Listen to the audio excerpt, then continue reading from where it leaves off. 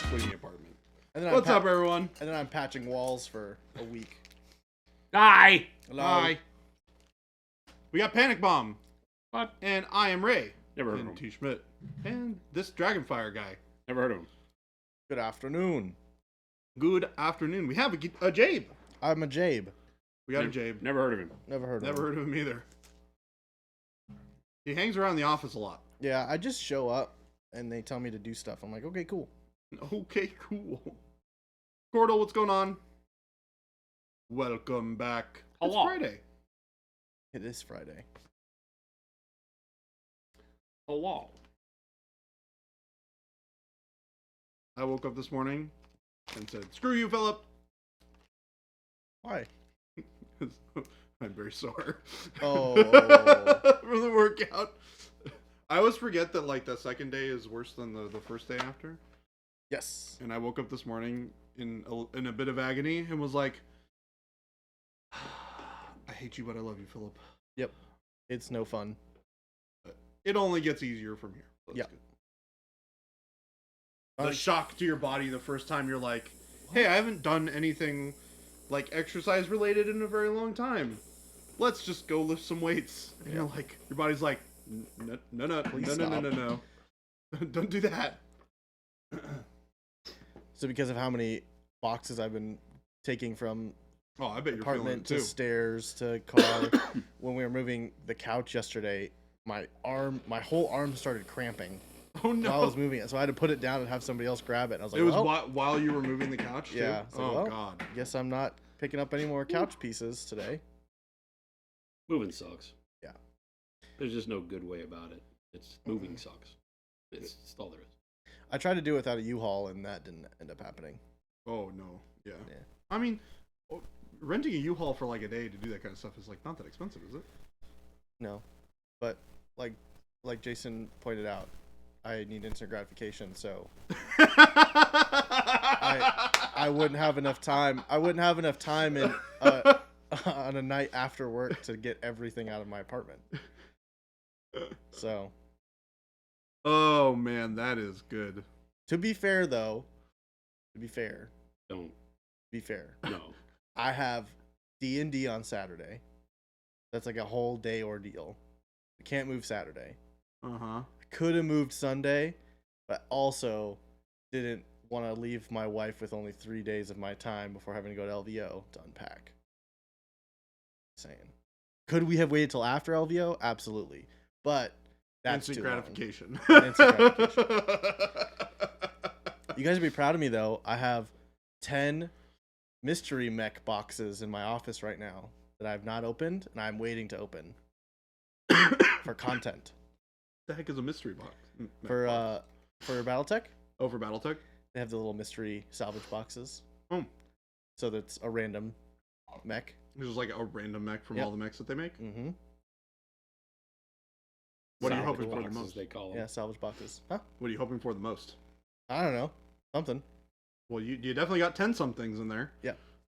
Well, 4 of them are Phillips, so I only have 6. Mystery mech. That means robot. Yes, Yes. JP Gray. That is exactly what that Robit. means. Alright, I require some warm brown. We're putting the fleet together. We're putting the fleet together. Ooh, Is this the snap. Enterprise? I ordered all of the decals last night. Oh, very cool. There is Deckles. a USS Baby J. Is there really? There's a USS Jabe. Yes! There's a Nice. USS NGP. Nice. There's a USS Chair Guy. Nice. I love it. There's a USS Gentastic, a Love it. USS Slow Fuse, a USS Monument, and a USS Hobby nerd. Hobby Nerd. Yeah. Nice. I like it. A USS Schlebby. Oh, Nice. And I think there's a USS Paint Beast for Ruben, too. There's 10. So Yeah, I mean, that sounds I like it. like 10.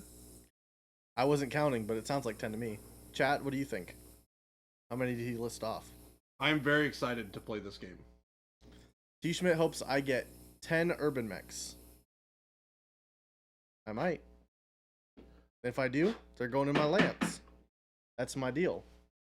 Don't wish that on anybody. If I pull a Schmidt. mech out of a box, I use it in my lance. Herman mech is horrible. Horrible. Chris said that would be great. Chris is here. Hi, Chris Masushi. Chris Sushi was painting skin on a giant today. What? Wait, how Yeah. are you able to paint skin on a giant? Your giants don't have skin; they're just Painting rocks. skin on a giant. Did you get another one? I don't know. That's a great question. He has Oh, he's got broad. it's a different model, so it's for our D&D campaign. Oh. It's a giant lady, but I think he'll end up using it. It's the right size for like a gargant. Be a lady gargant. Lady Gargant. Mm-hmm. It's his character's wife. Ex-wife, sorry. Ex-wife. Yeah. Isn't his character like a wall? No, his character's half a halfling. Half a halfling. Oh my gosh. Which half? Yeah, that's the real question. Which half? Which half of a halfling, Chris? The bottom? The good half. The good half. Like, I don't understand what half a halfling even means. That's not a thing.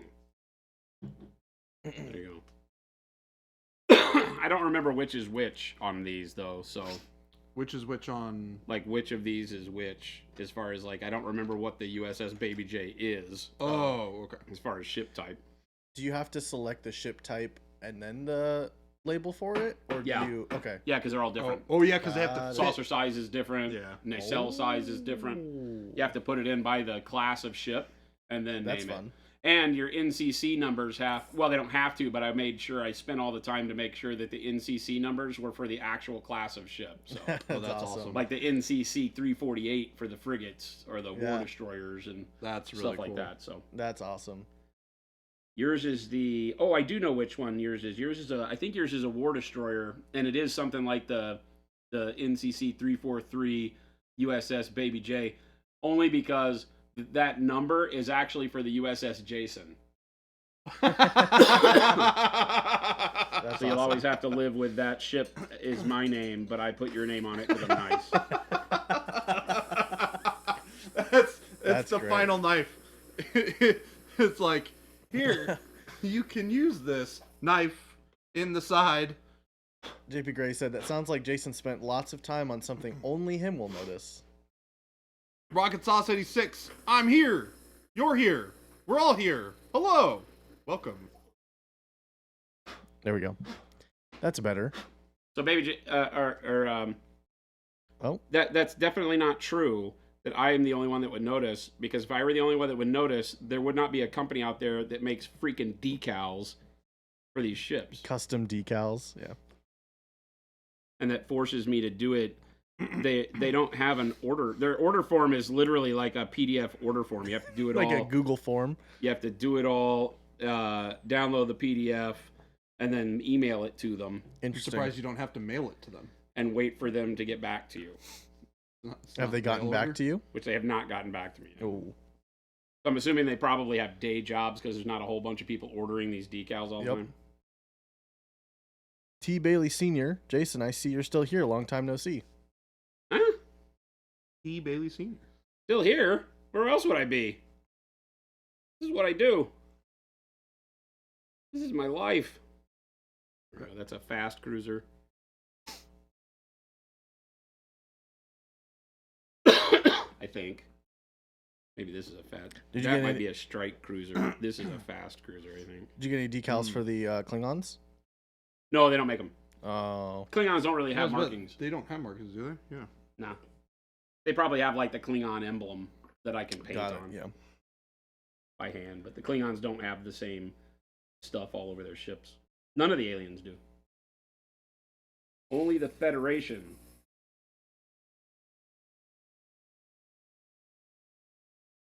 Well, I know Jen today. She's not sick. She's here. She's working. She she's has working. an interview. Got interviewing somebody. So she'll probably come kick me out New when hire she's done. candidate. We're hiring 4 new people. Dang. Yeah, crazy, right? Dang. That's awesome. Indeed. There's a lot of people. It's crazy. JP Gray asked for fulfillment. 3 for fulfillment, and yeah, actually all 4 at various levels of fulfillment. Dang. Yep. So many people. Yeah, we're Thank you for the so sub, far Dodge Howell. behind on our ability to get orders done and sets made and everything done in fulfillment that we're just biting the bullet and hiring a bunch of people all at once. Yeah. I like it. It all. Kind of has to be done.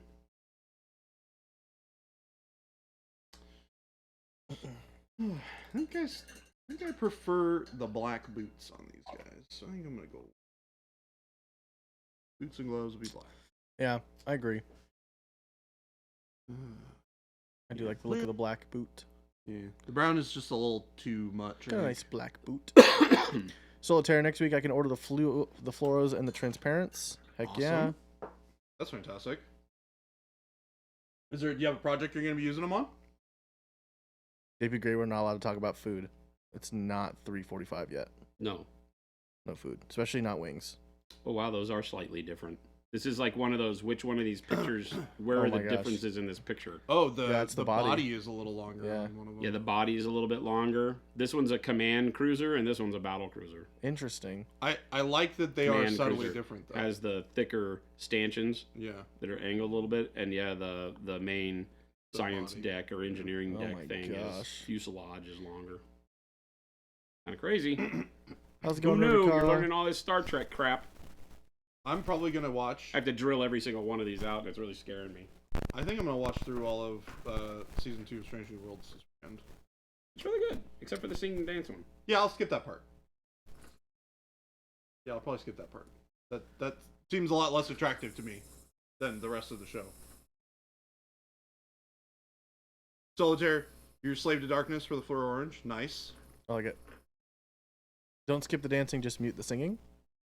Don't skip the dancing. It's They're not horrible. allowed to sing and dance. You can watch people dance. It's horrible. It's kind of funny. You could put your own music over it. What's up, Kara? How's it going? Or you could just skip the episode, Yeah, you could do that. because it has no redeeming value whatsoever. You just skip the episode. Orange and time runes and sigils. I like it. Here. What do we want to highlight this? Yeah, I sped through it. I just fast forwarded through that episode and never looked back. I am doing well, Kara. Just hanging out here on a Friday, painting a cool project that I've been Oh my god, wanting it's to work on Friday. forever. I know, right? What the heck? Yep. Crazy. Yeah. We go to LVO in less than a week. Yep. I have to drive it for 5 hours in less than a week. It's nuts. It'll be fun. Nuts. Gamble We had my to life do savings all of away. Our select our booth for Gamma. Oh yeah, how'd that go? All that crap. I mean, I got the booth. It was literally next up, Monument Hobbies. Said I want booth 1021. Thank you. That's I was like, so all right, see ya. funny. Cool. That's I had funny. to sit there for an hour to tell him what booth number I wanted. It was a corner booth, yeah? Yeah. Nice. Over by Mantic Games, Ooh. and we're right in between like Vallejo and AK That's funny. on the walk path. So Heck yeah. I would assume people will probably come through that way, and it would give us some visibility for Heck yeah, that's awesome. people shopping from stores. We've never done Gamma before, so Yeah, Gamma's the one that's a trade show, trade show. direct yeah, to trade. Yeah, Mhm. it's all of the Wholesale stuff. wholesale distributors and retailers will come through Gamma to find new stuff to put on their shelves. Heck yeah. That'll be fun. Very different kind of show. Yeah, very different. It's just going to be myself and Kyle, our general manager, going to Gamma. Do you think you'll enjoy that more? Conversations with like other businesses rather than I mean, I like the conversations with customers and people that are excited about the hobby. So right. whether or not they are end users or businesses is kind of irrelevant, so long as they're excited about the hobby. Nice. Well, I don't know, what kind of people we'll be talking to, Yeah, right. Yeah, Like, totally. will it be a bunch of conversations? Because obviously people at Gamma are going to be like, how much money can I make with your product? Yeah. And while that's cool and we can have a really good conversation with that, we're all about it, is that the only conversation they're going to be really excited to have? Yeah, you don't really get to see that like super fun light bulb of somebody like realizing they found the paint that they. Right. well, I Or- mean, yeah. we meet a lot of our, people in chat on Yeah, stream. yeah. Like Cara, we met at a show. Mhm. Yep. Jade and Chuck, we met at a show. Mhm. I think it was actually the same show, ironically. Um, Yeah. plenty of other ones. Those are two that I can think of off the top of my head. So, I mean, Yeah. it's really cool being able to like formulate those relationships at shows and see people getting really excited about what we do, and then we get to hang out and talk with them every day. Yeah. So, I imagine it's a very different kind of experience having Oh, never yeah. been to Gamma Yeah. personally. Totally. Yeah, it's business, it's Yep. it is a true trade show. But Cara, dude, my paint life is amazing now. I'm a lifelong customer. That is Love it. great to hear. We love that. And we are happy that you are loving your painting life. Because that's the way we should all be feeling about painting. That's really what it's all about, man. Find a way to enjoy the hobby, no matter what tools are in front of you, Mhm. and make it something that you really enjoy doing, so that you choose to do it more often. Yep. I was talking with the gang from One Page Rules today. Oh, about yeah. How'd just that go? And got a good conversation with their head of marketing and business director. And it was interesting to get some insight into all the things that they've seen as they've been growing. And, they do free rules and Yeah. little bitty teeny ship with, like, what the Oh, hell yeah, is that all thing's teeny chaff too. on there. PK Hey, said, I Shane, met you Jason guys at are great." Adepticon. Jordan was too busy to talk to me last year. What? Jason talked to me to the airbrush, though. I was pretty sold on it already. Oh, that is... I was PK. really busy at Adepticon last year. It was also Jordan's never your got time for first anybody. week of work. Well, I have time for a lot of people. You should see how it is around here. He never talks to any of us. Yeah, closes his doors, Gabe's right next to him. draws Never all the gets to talk to curtains. Yeah. He doesn't talk to me. I talk to you all the time. I try to say good morning to him, and he just looks at me, Jordan. Never Lies. responds. shuts the door in my Lies and face. slander. Never responds. Dan, yes, we do go to Nova. We don't have a booth there, but we are there. Yeah, we were there last year. Mm-hmm. We didn't have our full booth like we do for LVO or for Adepticon or Gen Con. But Jason and I were there last year, just hanging out and talking to people about the show and painting and all that good stuff. We got to sponsor the Capital Palette, which was a blast. A bunch of fantastic paint jobs going in there. Yeah, it's a good show. And PK, always feel free to wiggle your way in and say hello. Yeah. I Mhm. love having the opportunity to hang out and talk with all of you guys. Yeah. It is literally one of the best parts of the job. Yeah. Never be afraid to just sneak in and say hi. Oh, yeah. Definitely. Teach me to plan on harassing you all at Adepticon again. I remember talking Right. to T. Schmidt at Adepticon last year.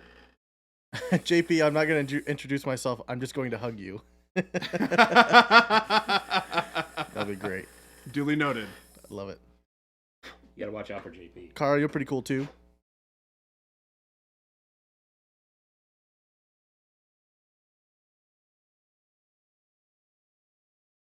Yeah, it is funny.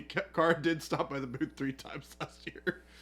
The questions are good. Keep them coming. Yeah, so fun.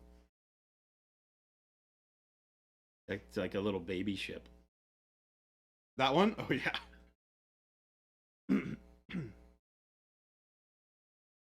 I remember seeing a lot of these when I watched First Contact. Was where I first saw a lot of these different versions of Federation ships. T. Bailey got my noosh. You got Heck your noosh. yeah. Heck yeah. Noosh it up. Gosh darn it, Solo. Don't even get that into my head. Yes. I will kill you. I love it. I will kill you. I love it. I'm not allowed to sing or dance, so I can't utter those words in. Can I say it with a straight face, monotone? Well, I don't think it's possible. You I'm not sure if it's possible. must be willing to accept the consequences of your actions, in that Jason will decide what to do with your soul afterwards. We're looking for a 5th employee, actually. One to take Gabe's place. Yeah. Jade, looking forward to Adepticon. Chuck is considering buying his own airbrush. Makes me so proud. Do it, Chuck. Yeah, it'll be If you're nice to here, see you guys do at it. Adepticon. Do it. Yeah, Adepticon is going to be super cool. I love that show. Yeah, Adepticon is by far my favorite place. Yeah. It fundamentally changed my life in a lot of ways, as far as my feelings on painting and being a part of this wonderful community and being in the industry. It was great. Car, I've never been to Very Adepticon, but eye-opening. considering it, I'm in Michigan. You totally should. Cara, you should. It is It's super crazy and awesome. Mhm. Just imagine, like, if Gen Con, like Gen Con is to board gaming, imagine that, but Miniatures, for miniatures, and painting. all, like, exclusively. And albeit significantly smaller. We might have some cool stuff. What's going on, potentially. Avian? Might have some cool things. Hello. How's it Is going, that Avian? The fleet. That's the entirety of the, well, with the painted dreadnought back here. But that is the entirety of the Federation fleet. 10 ships. Cool. Wish there was a Gen Con, Adepticon, LVO, Nova level show in the Southwest. What do the Gorn ships look like? I don't think I've ever seen what they're supposed to look like. They're real blocky. They're kind of like big rectangles with a little bit of a pointy nose. Huh. Okay. I know we'll have cool stuff, Philip, but like cool stuff, you know, like like some cool stuff.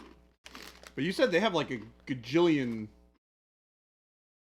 Star Trek ships from different Federation, factions. Klingon, Romulan, Gorn. I forget all the other race names. But yeah, They have there's tons of them. Any of those like weird Ferengi ships? No, the Ferengi are newer. Yeah, because they weren't actually introduced until like. Deep Space Nine. Yeah, I was about to say. Maybe Were Next they in Generation. yeah. I was winking too, Philip. It's probably too small, but I was winking. What? Yeah. What were all the the primary races in TOS? Because I've never actually watched TOS, so I don't have any sort of perspective on what was some of the original stuff that they came out with. The major ones from the Alpha Quadrant are Klingons, Romulans, Federation, and Gorn. Old Cat and JP Gray are thinking the same thing. The pinnacle of ship design is Borg. Borg. Talarians, Yeah. something like that. Well, there's Valerians Orion. Orions, Tholians. That's what it is, not Talarians. Tholians. and Andorians. Andorian. And something like that. Is that right? Andorians, yeah, 3, 7. Andorians are the ones with the antenna, right? Yeah, blue. Yeah, blue antenna. Yeah.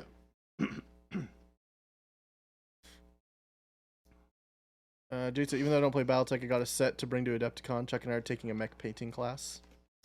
Nice. You know what's funny is I leave February 1st to go up to Miniax, and we're doing Battletech on his stream Oh, that'll be live. Oh, And super I'm doing cool. an episode of Trapped Under Plastic with him and John. Oh, that'll be fun. But then after Trapped Under Plastic, then we're doing his live stream, or before Trapped Under Plastic records, we're doing his live stream, where I'm going to be doing a game of Battletech with him. That'll be a lot of fun. Is Yeah, he that'll be painting his super cool. own? No, I'm Nice. taking all my stuff Okay. up there. I told him that he didn't have to lift a finger, man. I show up with painted minis. Nice. We play Battletech. He's gonna get super into it. We'll see. I have faith. He is wanting to make his own games, so he has been investigating, I think, lots more Yeah, starting to kind of games and diversify. rule sets and things like that. Yeah. So you can. That's cool. Hmm.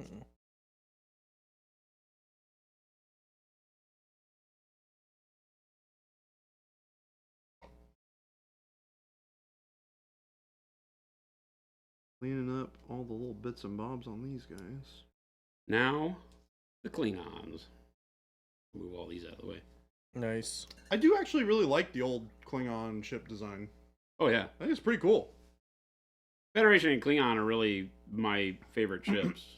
I mean, they're super iconic, right? Some of the old Romulan ships are kind of cool. The old Romulan Warbird or Bird of Prey is iconic.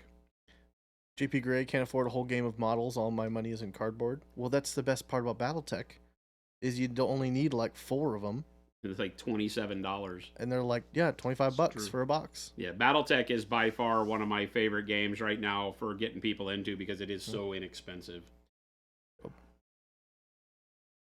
And JP Gray, because you like to open card packs, there's if you don't want to have to think about how you're building your lance, all you got to do is go buy some mystery boxes. You open it up, see what you get, and you're like, that's in my army now. Gosh darn it, Gabe. It's the way to do it. That's the way to do it. I'm telling you. And you could also just play with cardboard. It's true. I think the starter box comes with like cardboard standees. Yeah. And there's places on the web where you can print out PDFs that have standees for just about everything. In the BattleTech universe. BattleTech is just so extensive. There's thousands of mechs. Me and Philip listened to BattleTech lore driving back from Gen Con. Like text talks.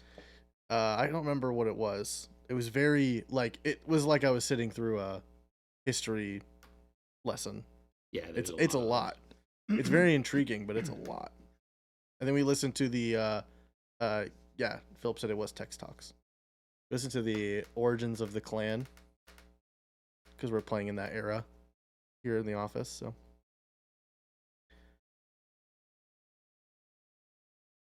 yeah, text talks. BattleTech has got some great episodes. Some of them focus in on eras of BattleTech. Some of them focus in on particular mechs. Mm-hmm. Yeah, it's crazy. It's like, oh, this mech was manufactured by this company for this many years, where they retrofitted these parts, and then they were bought by this company, and it's like, oh my gosh, That's crazy.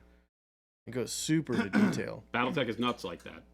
Absolutely nuts. Yeah, it was Tex Talks Primer on Clans, 2-part 4-hour series that we listened to. Yep. 2-part 4-hour series. Yeah. Holy cow. It was a lot. It was good though. Now I understand the clans versus Inner Sphere and why they're different. Yep. And then also a lot of stuff on the Fall of Star League is what we listened to. So much info. Yeah. So much crazy stuff. Depending on how deep you want to get into the lore of your game, it offers you a bounty of stuff to pay attention to.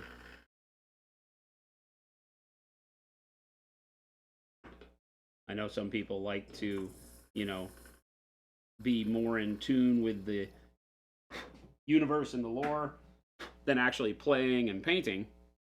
And BattleTech is one of the best for that. Mm-hmm. It just is insane. It's insane. Like you saw, all the political stuff. Yep. Historic ramifications, particular time periods that stuff happened. You can follow like a particular mercenary group or clan through periods of time that seem to go on forever. Oh, they even have like documentary style series about certain planets that were fought over and taken and switched hands 9 or 10 times. So I've realized, because I've told you guys I don't like high fantasy or like high sci-fi, right? Mm-hmm. Super political stuff. But I do really like it when it exists. Like when a universe has that. Yeah. If I want to go into it. Feels more alive. But if that's the main point of the content, I'm out. But if the main point of the content, like BattleTech, is I get to run around with big stompy robots and shoot PPCs and, you know, autocannons at you. But then there's this really cool world that's also over here if I really want to go look into it. Love that stuff. Yeah, it's there and it's available, but you don't have to know any about it. Yep. You can just put robots on the table and roll dice. Yep. That's a good thing. You know, I was actually talking about that exact thing with the one-page rules guys today. Oh, really? Yeah, that, you know, the need for an emotional attachment to these games is huge. Yeah, I agree. And you may find your emotional attachment through simply the look of the models. I like these models. I don't know anything about them.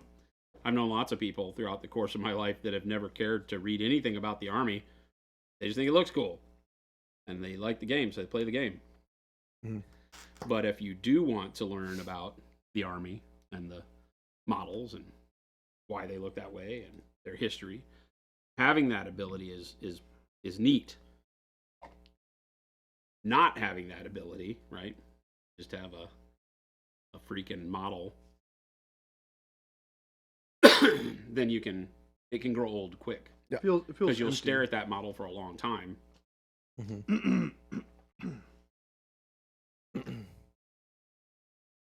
Our buddy Chance has been kind of creating his own rule set for one-page rules for us to do a big campaign Oh, really? with it. Yeah. And one of the things he's going to do is kind of that idea that I've been doing with BattleTech mystery boxes. He's going to print out mystery heroes that he'll put like during certain parts of the campaign we'll go through, and everyone will get one. And then that's a hero that like either you like that you've interested them with all the stuff you're doing, or however he'll write it in.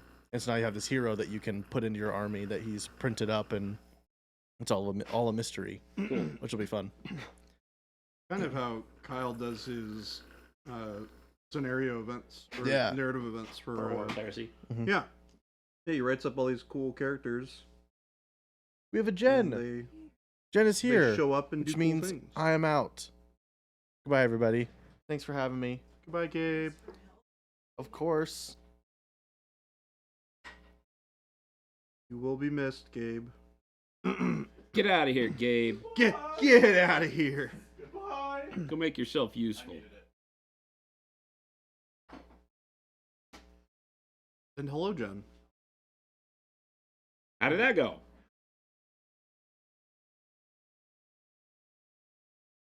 It was good. No, it's good. Was this that guy? Yes.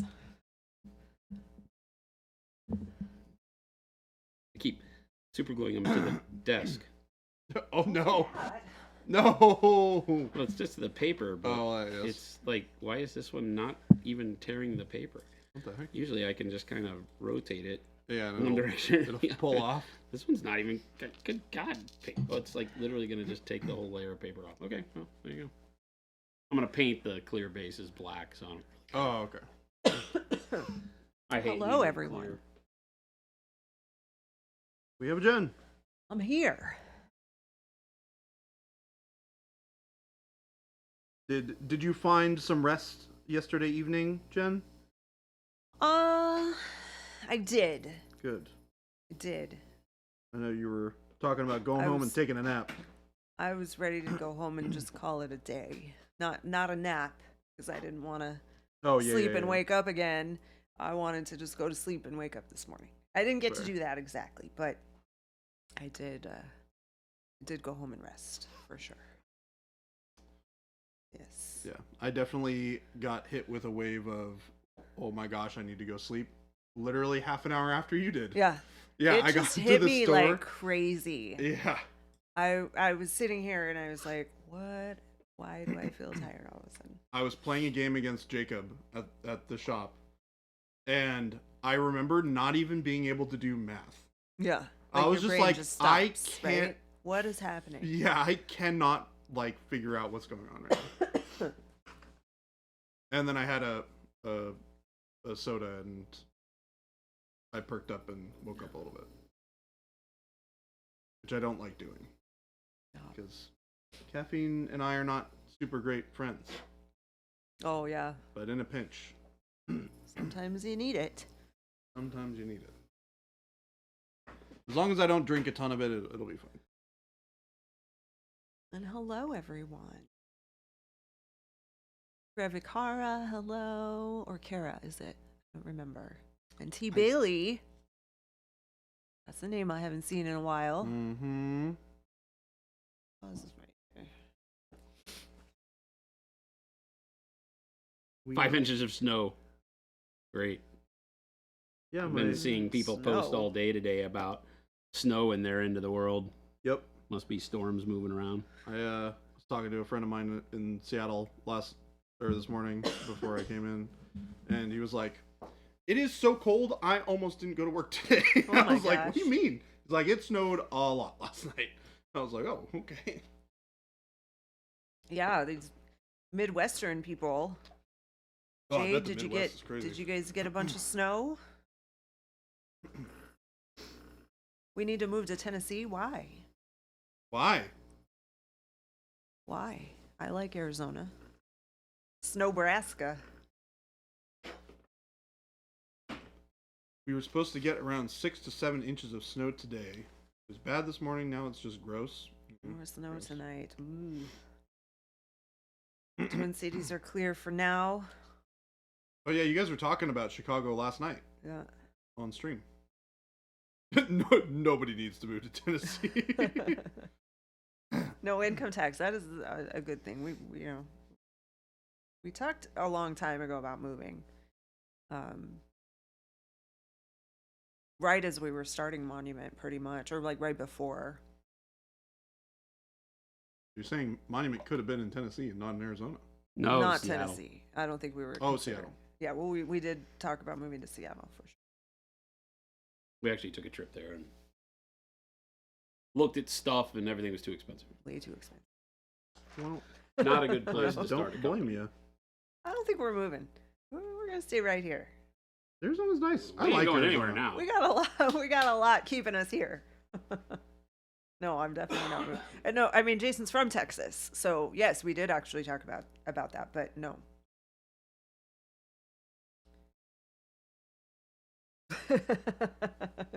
Move to Utah. No snow up here. Please ignore the old license plates that say "Greatest Snow on Earth." Greatest snow on Earth.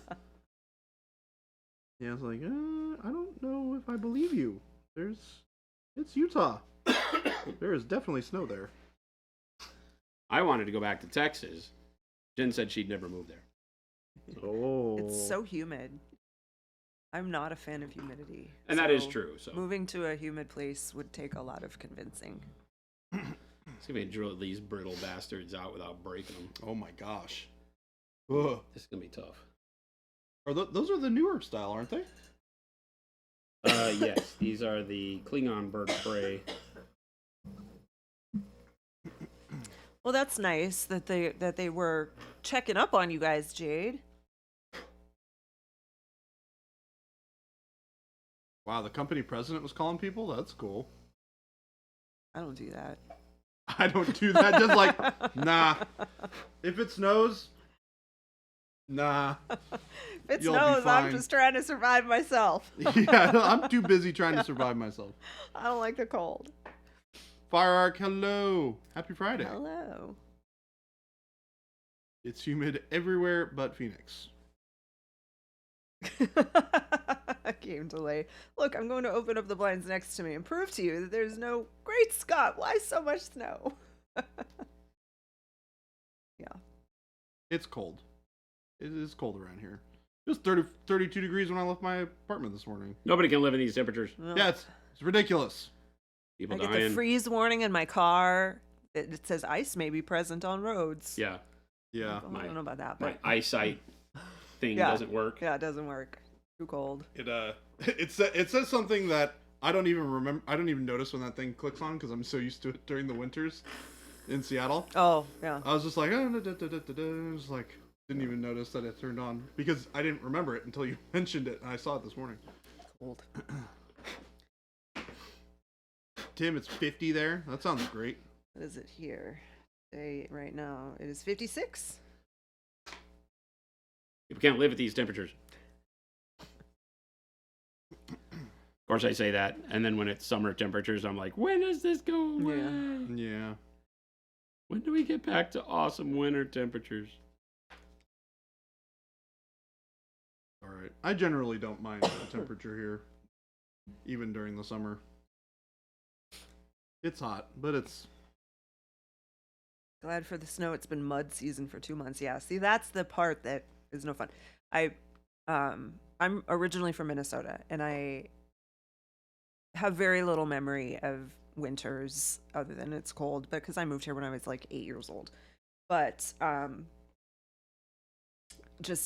mom, remembering all of the stories that she would tell about how she would have to, and again, this is in the 1970s, would have to get up in the middle of the night and start the car so that it wouldn't freeze.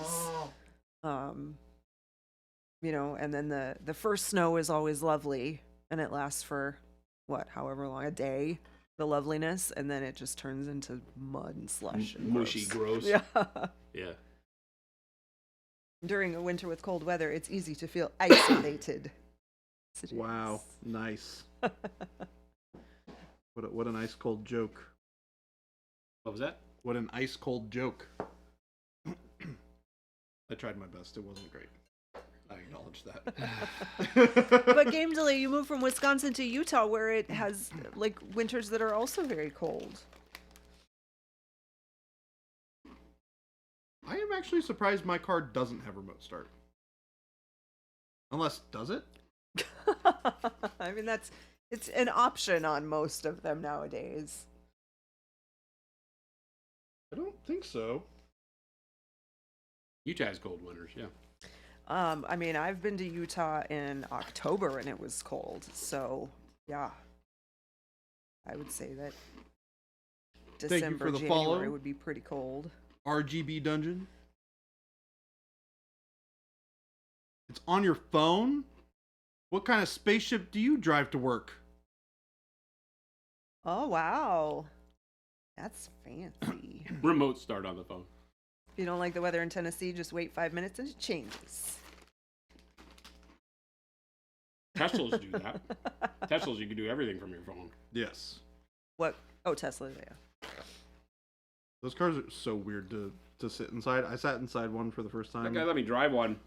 He made me drive his car. Buddy of mine, Eli.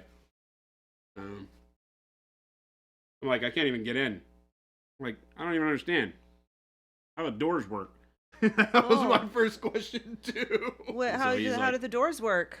Huh? How did the doors work? You just push them like you a... push the thing and like the a handle secret- swings Yeah. out, and then you grab it and pull the door open. And then when you get in, there's no key, there's no button, there's no nothing. So you just put it in gear. okay, drive. You just put it in D. Voice activated? No, you just grab the shifter. You put your foot on the brake, grab the shifter, and put it in drive and go. Crazy. Yeah. So weird. So there you go. Tesla. Oh, Yeah. no. Freaking electric Thank cars. you. Oh, there you go. Porsche Panamera has an app. Start it from your phone. Dungeon, what's going on? Welcome from South Africa. Whoa, that's a long You way. South just Africa. became Monument Hobbies resellers. That's awesome. Fantastic. Welcome. Got any advice for Deathwing bone armor, airbrush friendly? Ooh. I mean, sure. Like, what do you want your Deathwing white to be like? That's Do you true. want it dirtier white, or do you want it bright white? Like, what do you want to be able to do? There are a lot of different. You want T. it to be Bailey. like the grayish white, the It's like this way It was of doing nice to bone see ya. works great, but it's browner.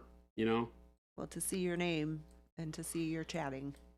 I generally start all of my bone off with black brown. It's a really, really good shadow color. That works great. And then you can come up through olive flesh. Yep. With ivory highlights. Makes a really good bone color. I think dark or not dark. Heavy warm white would be a nice highlight for the. A little too yellow. I tend to prefer it to be a little bit more yellow for me personally. If I were to do it, I also haven't remembered looking at it very much. Yeah, but I'm with Avian. It should be a brownish workup, and then go through to like whatever you want. We've got a color called bone that works really great. Dark ivory. You could go dark ivory, bright ivory over the top of your shadow color. So JP Gray's Pokevan also has an app, but it's super fancy, and not everyone can have a Pokemon start their car for them. well, there you go. What a Did show you really off. need that? Who are you trying to impress, JP?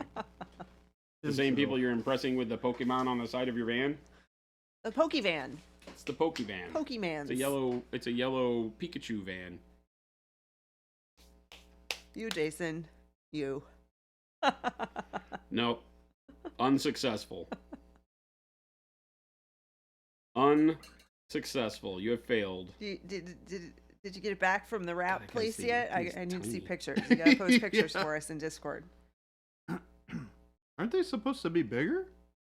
What? The birds of prey? No. Really? Yeah, they're tiny. Still at wrap place, okay. Yeah, they have like a Pokewraps crew take of time. 4. They have a crew of 4? Yeah, they can fly them. Like, it doesn't take much of a crew at all Oh, wow. for those guys. That's crazy. I think you can take more people on them, but yeah, they're like, these are frigates for the Klingons, Mm-hmm. the F5s. And since the birds of prey are cool models, they're not made by the same company. This was just some guy on Shapeways. So the company that makes these licensed ones does not make birds of prey. But I really like the Klingon bird of prey. It's one of my favorite ships in Star Trek. And so You wanted one. I found these, so I bought a pair of them, and I'll just run them as attack frigates. There's like 18 different classes for this size ship, this frigate ship, so I'll run them as either destroyers, little destroyers, or smaller frigates, or something like that. They're not very powerful, but all the Klingon ships are basically... Now, this is where Jen could say they're all the same and be correct. They're all the This same. This is actually... This grouping right here is actually 4 completely different ships. You'd never know that. What happened? These are 4 different classes of ship. Nuh-uh. Yeah. Well, so on the one bottom right, the little thing sticking off the back looks different than the others. Bottom right here. Yeah, that one. The little thing at the end, the tail thingy. This is the head. The head looks different than the other ones. Yeah, this one isn't as wide, right? Yeah. So that's how you tell all these apart. Well, They some all of are. them have like the hull is different too, but yeah. So They're that all a one's little just a different on the cruiser. front. These are different because the bridge section is much bigger. Oh yeah, I can see that difference. Right? And the neck is wider, Uh-huh. right? So this I think is a command cruiser. And I don't know what this is. I think this is just a D7 battle cruiser. Fuker40 said, "Can someone please explain to me what heavy titanium white is? Is it thicker? What's the heavy from?" Yeah, thicker. it's thicker. The heavy means that it just has a thicker viscosity to it so that you can use it for different techniques like brush loading, and certain types of blending work better if you have a heavier bodied paint. Body is the incorrect word to say there because it has the same amount of pigment load as our other paints do, but it's just thicker. Ben and Matt, who those heavy bodied paints are attributed to in the Signature series, use a technique called tip loading or brush loading, where you'll take a darker color and dip your paintbrush in a darker color and then dip it in a heavy white, just the tip. And then when you make your brush stroke, it starts with that bright white, but immediately blends into the darker color in the brush. And that paint that you tip load with has to be very thick. Otherwise, it'll soak up into the brush and create the blend automatically just because the paint will mix in the bristles. But if it's thick, it just sits at the top. And like oil and water, doesn't mix with the paint until you put pressure on the brush and pull that stroke. So it's neat for doing blends and just another technique. But they're great. They're great for like edge highlighting because they're so thick. So you can get like one edge done instantaneously. So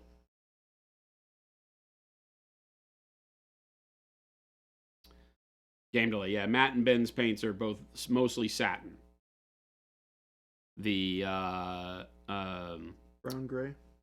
The- is matte. yeah, the brown gray is the only matte one in that set. Then there's a metallic, 8 satins, and then 2 gloss, Yep. which are the crimson Petroleum and brown. the petroleum brown, which are more effect paints, but can still be used as normal paints.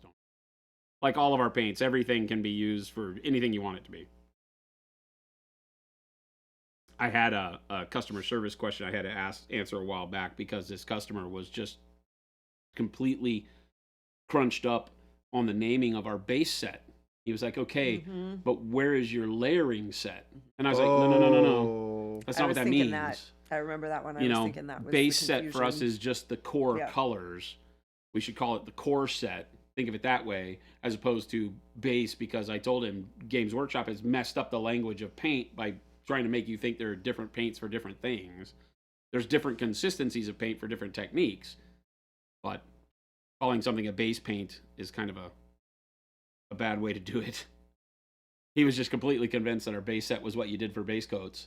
And he's Yep. like, how do I use the rest of them? Oh, no. Because the naming didn't work. So I was like, oh no! Oh no!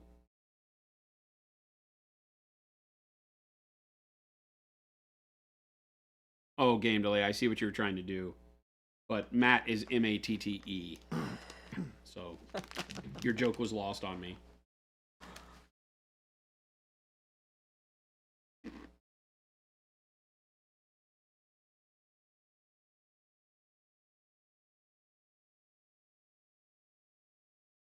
Steggy said, but why male models? What are you talking about? Huh? But why male model? Mine are unisex. Genderless. I am painting genderless armies right now.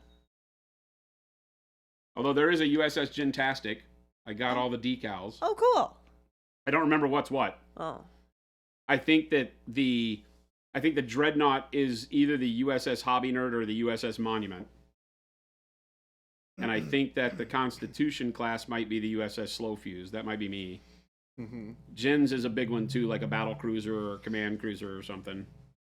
Oh. And then the Hobby Nerd one is a big one too. And then I don't know what class is what, but there's a Baby J, there's a Jabe, there's an NGP, Oh, there's wow. a chair guy, there's a Schlebby, and then there's Paint beast. I think it was the Paint Beast or Pro Acryl. I can't remember. I think that's right. And unfortunately, the Klingon ones don't get decals. The why male models was a Zoolander reference. Oh, that's right. I was supposed to do Oh. Wizard's Butt. That's what I was sitting there staring at the last one, and I couldn't come up with a name, so I just named it something. So it probably needed to be the Wizard's Butt. Where is the model on the right from? No, we knew we couldn't do Wizard's Butt because Oh, 'cause they of won't butt. Yeah, I was about to they say. won't print that one. Yeah.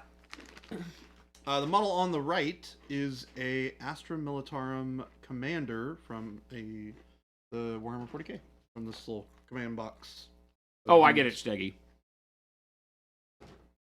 Working on a fun custom scheme, painting it up, having a good time with it.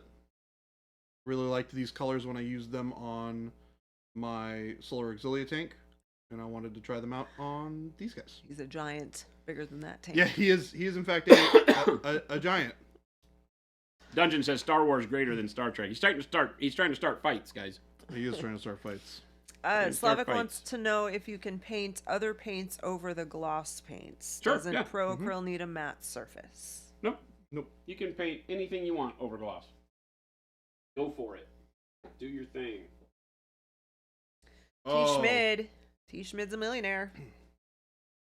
Oh, I saw that. He said he had 1 million. 1 million channel points. Steggy 53, Cash them in as ones. Stargate. And then roll around in them. Love me some Stargate. That was a show that I grew up. Stargate? Uh-huh. Never followed it. I watched it a lot growing up. Oh, maybe you could have used Elite for the butt. 8U77. Oh. That would have been the way to do it. That would have been fun. I did not think. I was not thinking. Clearly. T. Schmid wants to spend his channel points to get a ship named after him. Ah, we should have let you do that.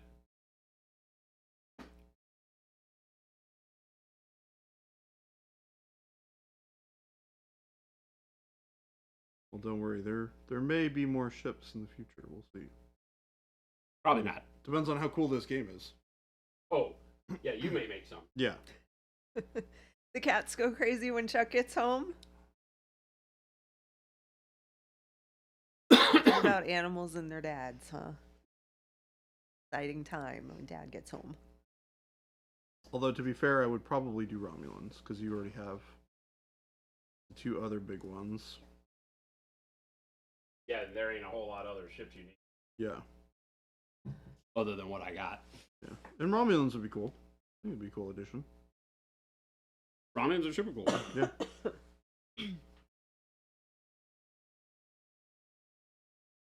Oh, Jason, did I tell you that I got peer pressured by chat into drilling my gun barrel on this guy? He Well, did. as you should. Yeah. What do you mean you had to be peer pressured into doing the right thing? Yep.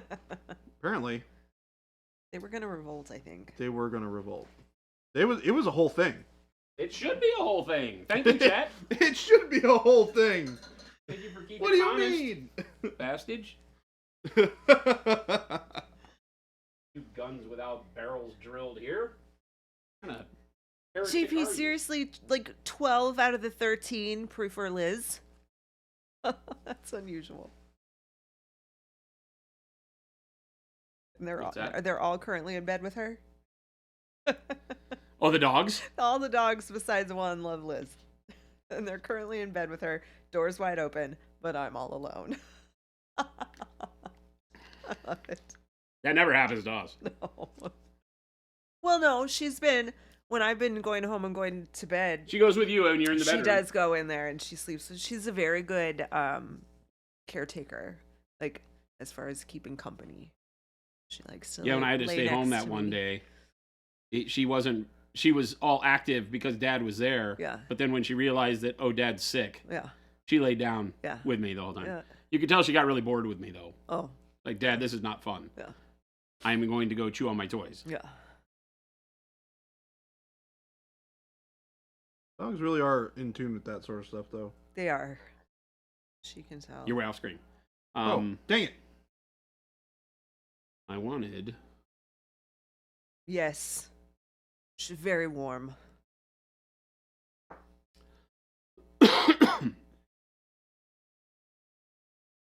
Oh, the dog? Yeah. Oh, heck yeah. She's like a heater. My hands get really cold and I feel bad touching her with. So I try and warm them up first. Warm my hands up, I do. please. There's some funny times where she'll come up and I'll rub her belly with freezing hands. Yeah.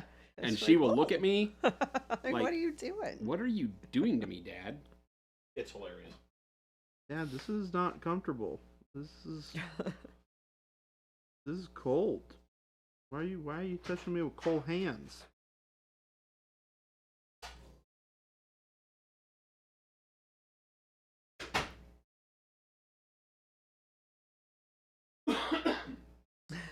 They love her. Hit girls like JP, but if mom wants to cuddle, sorry, Dad, chopped liver. I had no idea how I had no idea pit bulls had a reputation of being so lovable. Had a And reputation of what? Being so lovable and so Oh, clingy. Pit bulls? Yeah. Pit bulls are super clingy. They have a... Yeah, it's crazy that they had such a... Or still have in a They lot have of a bad times, reputation, Have a bad yeah. reputation. Because they are... Well, they've been used as Such- fighting dogs for so Yeah. long. But in their, like, traditional temperament, they're very Oh my gosh. loving and... Yeah. They just want to be close to you and just cuddle. And I've never had a dog that lets me like Snuggle. yeah. Yeah. Like I can literally just put my arms all around her and she'll just lay there like it's the greatest thing in the world. You have sacrificed your body to help Mrs. DeLay's feet get warm so many times. Yeah, Cora comes up and like knocks my arm off of whatever it's doing, to make sure it's around her. Yep. Your boxers are like that too. Yeah, the big dogs are just so lovable and sweet. Boston does not like the cold. He shivers and will claw you to death until you pat him, snuggle, and put his sweater. I was just gonna ask if he likes a sweater. Cora likes a sweater. The one that we have for her right now is adorable, but it's pretty toasty, and I think she got hot in it the one time I put it on, because she had it on for, I don't know, like an hour, and then she started like rubbing up against the wall. Oh no! Which she doesn't normally do. Get so. it off of me. So I took it off and she felt pretty warm. So it was a little early, I think, in the season for such a warm sweater. Not anymore. Not anymore. Yeah, and she was panting pretty heavy. The boys that love mom and the girl loves you. So are they all boys except for one? Your two hounds have recently learned to stand in front of your wife until she lets them under the blankets when they're on the couch. That's so cute.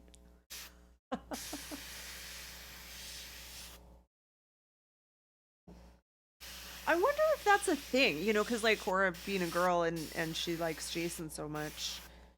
I mean, she loves both of us. We don't want that to be like I get the short end of the stick.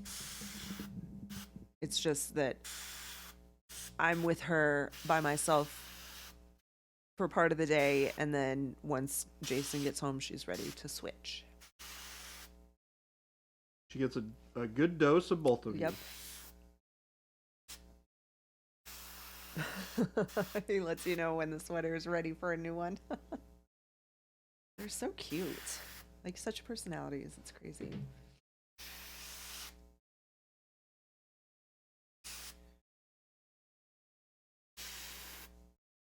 Dogs really are loud in that sort of sense. They're what? They're loud in that sort of sense. They're really communicative, and they let you know what they want. Oh, yeah. Whether you want to do it or not. Yeah, Cora got real talkative for a couple days there, not too long back.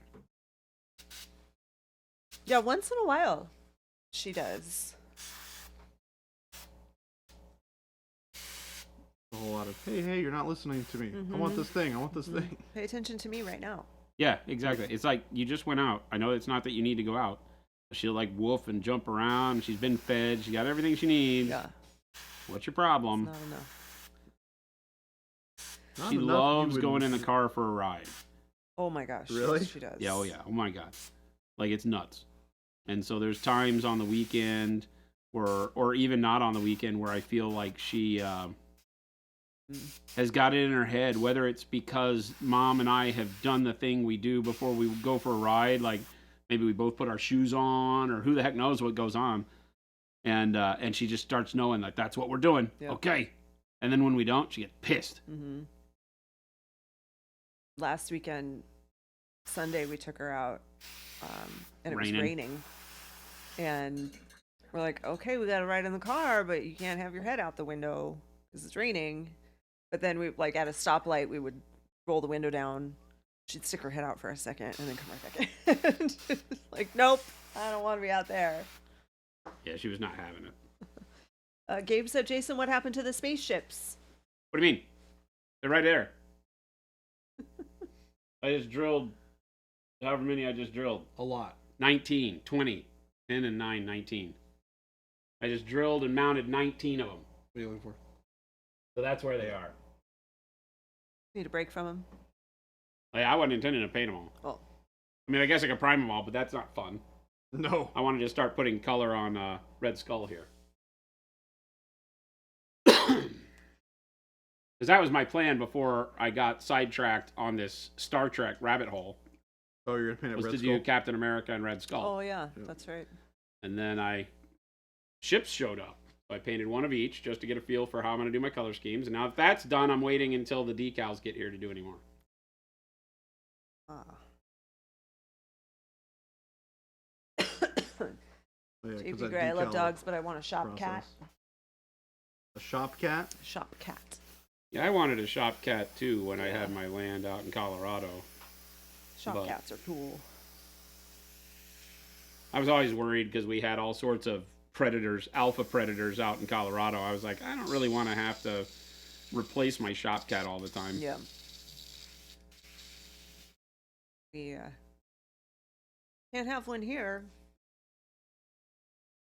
Too many things that cats would think are toys that are not. I know. What's that? I said we got too many things around here that cats would think are toys that are not toys. Oh, no. Gabe, we should get a shop cat. I was thinking about the same thing. Let's okay, so when the first customer support ticket comes in and Cat says, hair in the "Why is paint." there cat hair in my paint?" Yep. Who's gonna take it, Jordan? You or Gabe? I mean, I have to take it because I do those things. He just send them a cute picture of the picture of cat, the and they'd cat. be like, This is why. Yeah. My response to all of those Would is be just a picture of the is cat. a picture of the cat that just says, "We love you." Yeah. You can pick that out. It's fine. Yeah, it's One piece fine. of hair. Come on. Just a little bit of shop cat love. We didn't even charge for it. Yeah, exactly. It's complimentary. Oh, can we dress Phil like a cat? The Maine Coon is the only kind of cat that I wanted. I would love one. They get so big.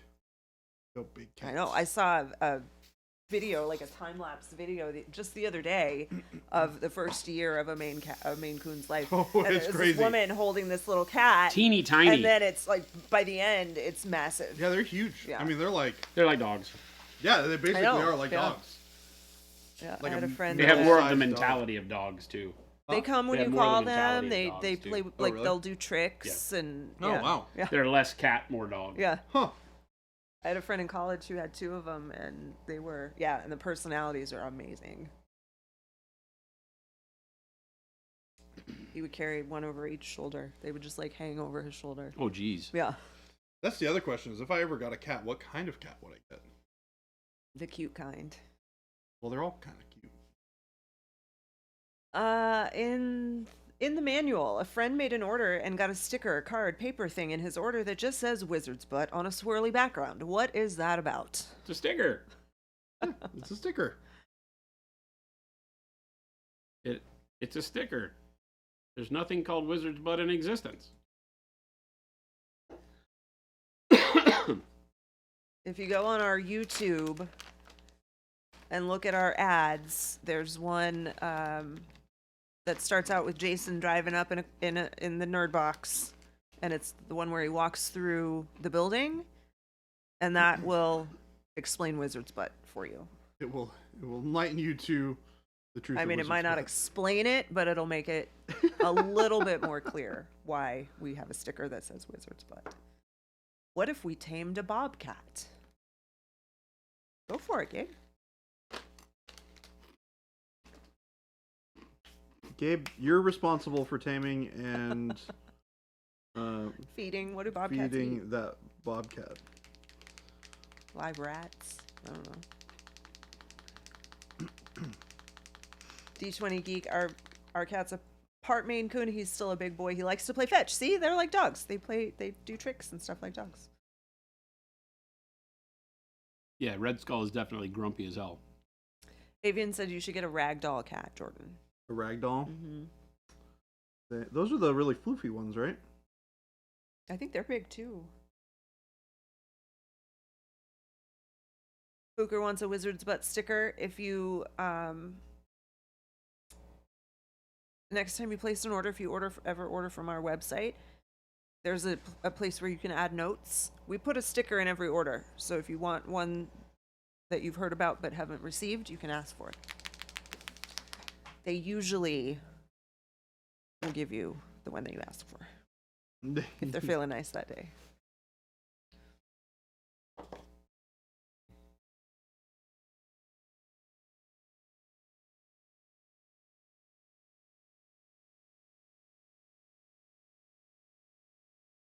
I can't tell if Jason was trying to make me feel better saying there is no Wizard's Butt, or if he was rubbing it in that there's no Wizard's Butt for me. Yes. Solitaire, my butt is on its way. Wait a minute. What? Lost. Why is your butt on its way? Solitaire won Wizard's Butt, and it's finally on the way there. Oh, yes. I didn't want it to get because he's in the UK, and I did not want it to get caught up in any holiday shipping delays. So I waited and sent it either last week or this week.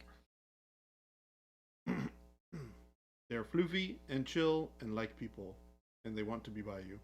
That sounds like a cat that I would like.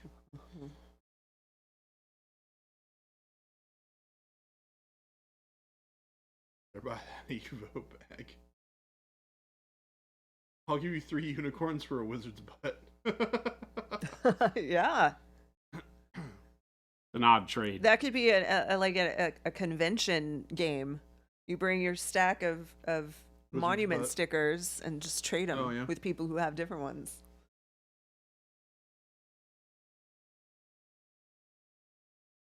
Revicar, why are you not buying from your LGS anymore?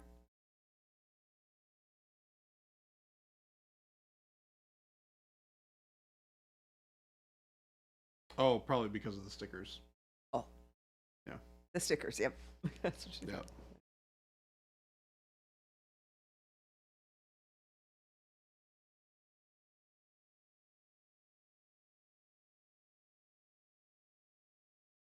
JP Grade, my company's name involves rats, but was also outvoted to have real rats at the shop. So you wanted to have rats, like as class real pets, rats. kind of, and that was vetoed.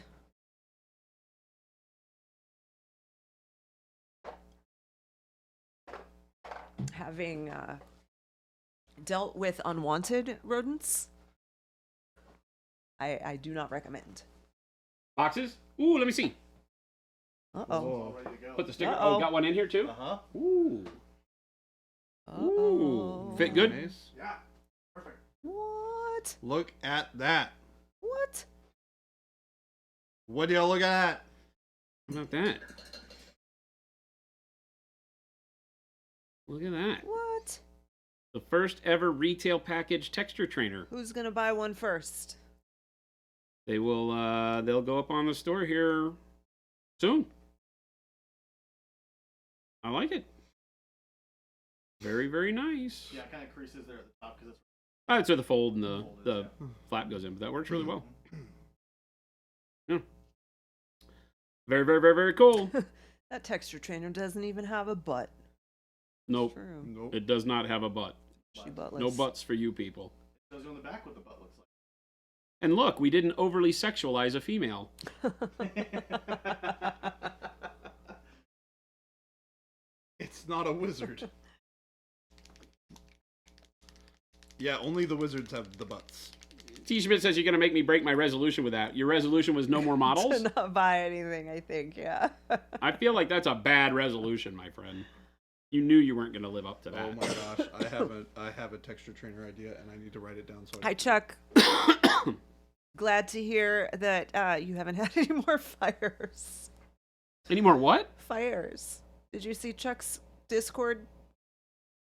In this morning was talking about how they use oil for something and it can be flammable or combustible in certain conditions, and those conditions happened. So there Oh, I was a didn't? fire at the shop. I did not see that. Yeah. Told them to be what's careful. up there? You never What's know. that? Panic Bomb said, been loving the Pro Sable number 3, has become my main brush. Awesome. I may or may not be using that. Yep, that's Jordan's go-to brush Here's as my well. go-to brush. Can't have a cat, can't have rats. Parker, you have a service dog you bring everywhere. Why do you want other animals? I don't know what's wrong with people.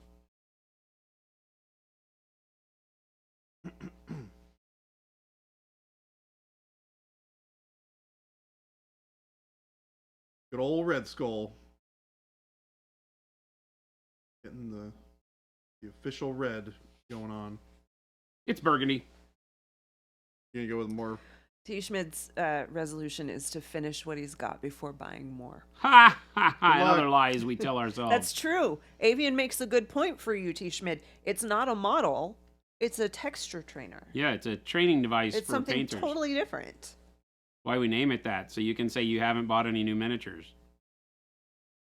It's a tool, a device. Chuck said, for your clarification, Jason, they use oil as a cutting fluid in screw machines, and the second shift lit it up twice. Oh, geez. Sounded like a bit of a situation. Yeah, it sounded like a bit of a situation. But everyone's safe, nobody hurt. Those are the most important things. Yes.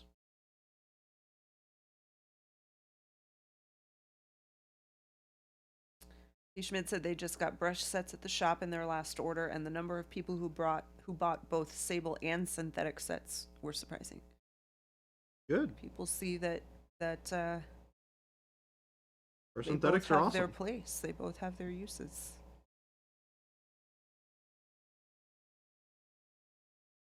Everyone and everything is fine. Okay, good.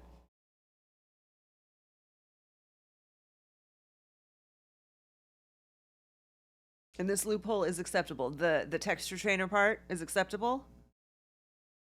Good. It's not a model. It's not buying anything Correct. more. You don't have to use any glue. Yeah. You don't put it together. It's a resource. Yes, it is. He's like, damn you people.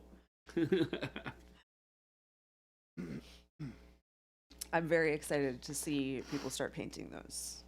Yeah, and Oh, they'll be yeah. available to stores too. Yeah. I'm excited. I think I'm gonna do hazard stripes on this little curly Q thing going on the bottom of this sword. I really like that color scheme. This color scheme? Yeah, it's looking good. Yeah, I ended up going a little bit more brown than gray, but I think it works better I like it. in Yeah, the long run. yeah, I think it looks great.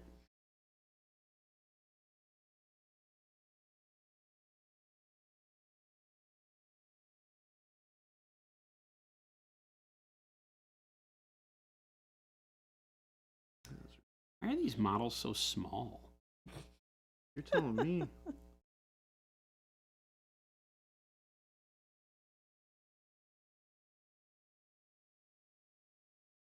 I think those tiny little things that Matt was painting would like a word with you if you think this is small. You want to see something that's really, really, really small? This guy. These Malifaux models are ridiculous. That's not smaller than the ones that Matt was painting. Nope. Like were the ones that were all on the those, yeah. No. I thought you were talking about the ones he's been painting like within the last week. No, he's those Civil War models. Yeah. Speaking of awesome models, though, that guy has been absolutely killing it on his Cities of Sigmar. Hey, Yeah, somebody Yeah, likes Matt's us. a good painter. Matt? he's fantastic. Yeah. Fireark said that's my biggest complaint with models. I need everyone playing D&D to use bigger models. Robert's Mania Ian, thank you for the follow.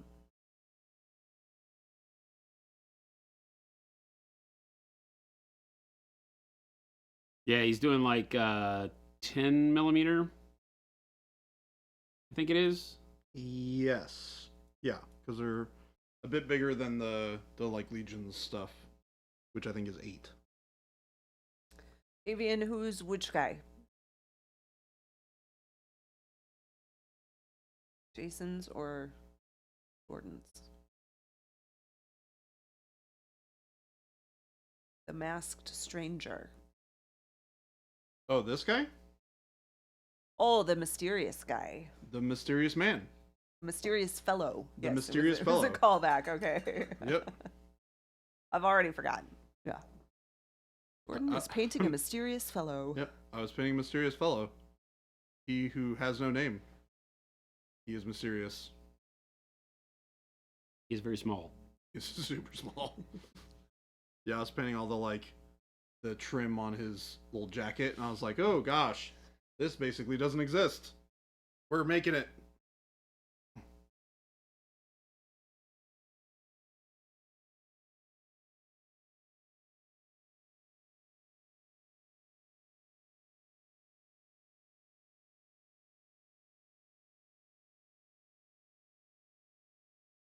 You want to bring the top part of the jacket up just a touch, brightness wise. So I need to grab a good color for that.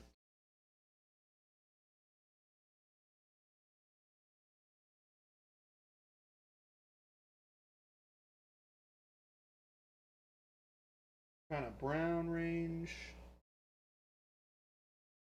but still desaturated. Right now it is burnt red.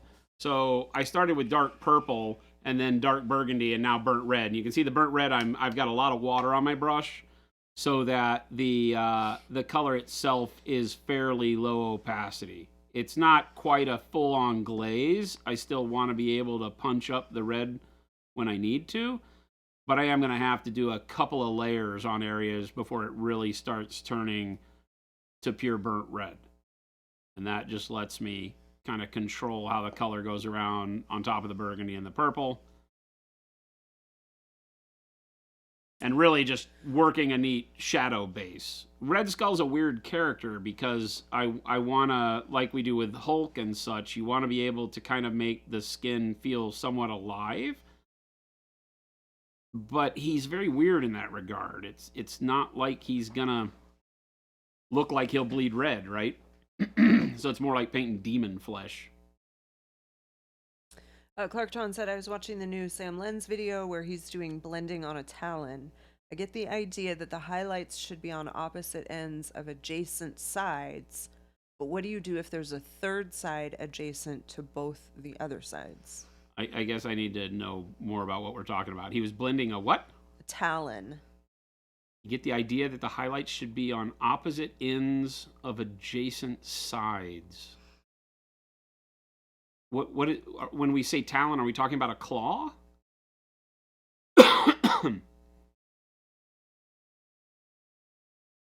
It's the opposite ends of adjacent sides that is throwing me. That doesn't make a lot of sense to me. I think they're potentially talking about two flat planes that meet for a sharp edge, at the edge of two armor plates that meet together, and then one you'll paint with the highlight going one way, and then you'll have a dark line, or you'll have it going the opposite way against the other flat plane,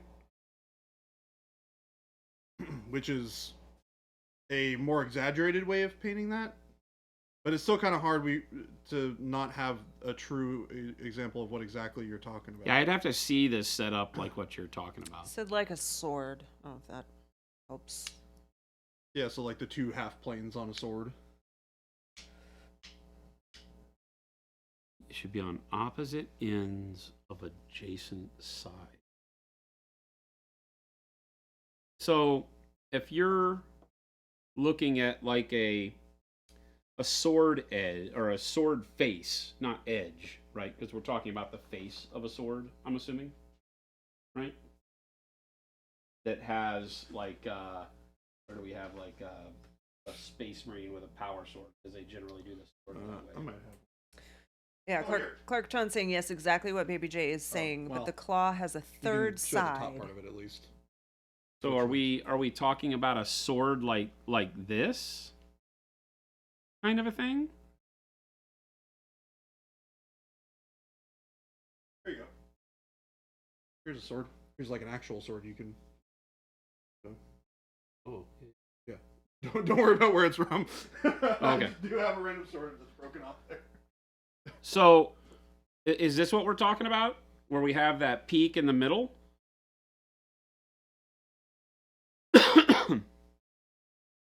Like this? So like if that were a claw?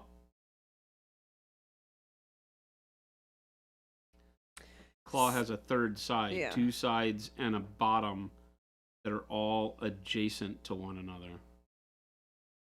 But he said yes, like that. So a lot of people do something that is like, let me see what colors I've got here. Let me just paint some color here. Right, so let's do this. So a lot of people do something that has like maybe a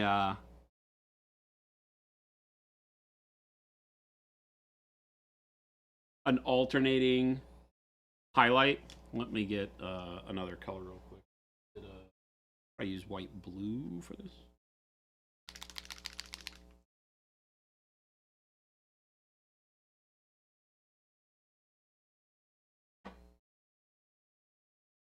Right. I get when you have an equal number of panels, you can alternate, but when you have an odd number, how do you not end up with two adjacent sides that are highlighting in the same direction? Two adjacent sides. Is the top and bottom of this blade what you're considering to be adjacent sides? Yes. So like this is the top of the blade, this is the bottom of the blade, and those are what you're considering to be adjacent?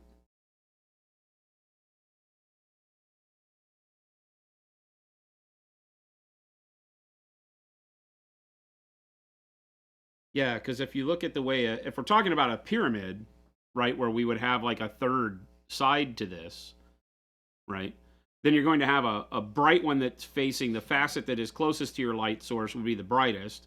The one that's next would be mid-tone, and the last one would be your darkest, right? I'm not going to look at the link, Clarkatron, but... So you'd have like these two sides and then the bottom side, right? Trying to think if I've got anything that actually representative of that as a claw. I don't think so. I mean, you can even use the bottom, like the corner of a box, as an example, right? Because it has three sides that are all adjacent to one another. Thinking like almost like a beak, but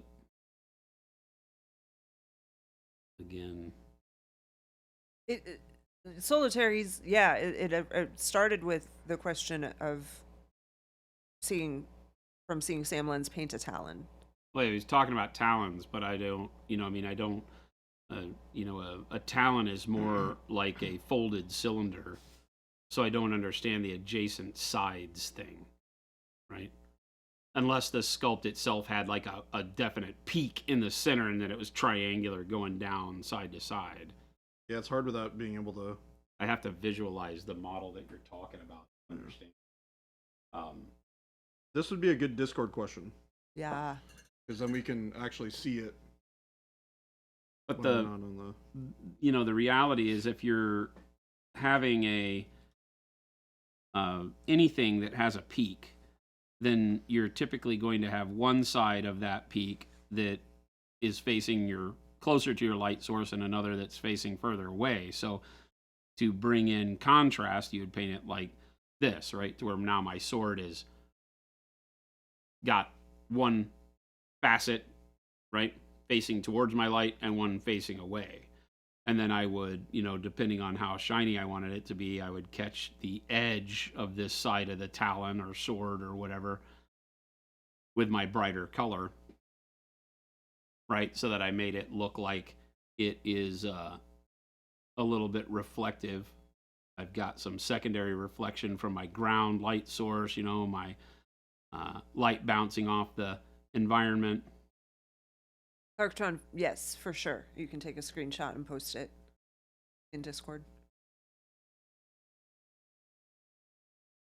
And then if you want to make sure to tag either one of us. Yeah. We'll or help you out. both. Both to be safe. Baby J and Slowfuse, tag both of them in the picture.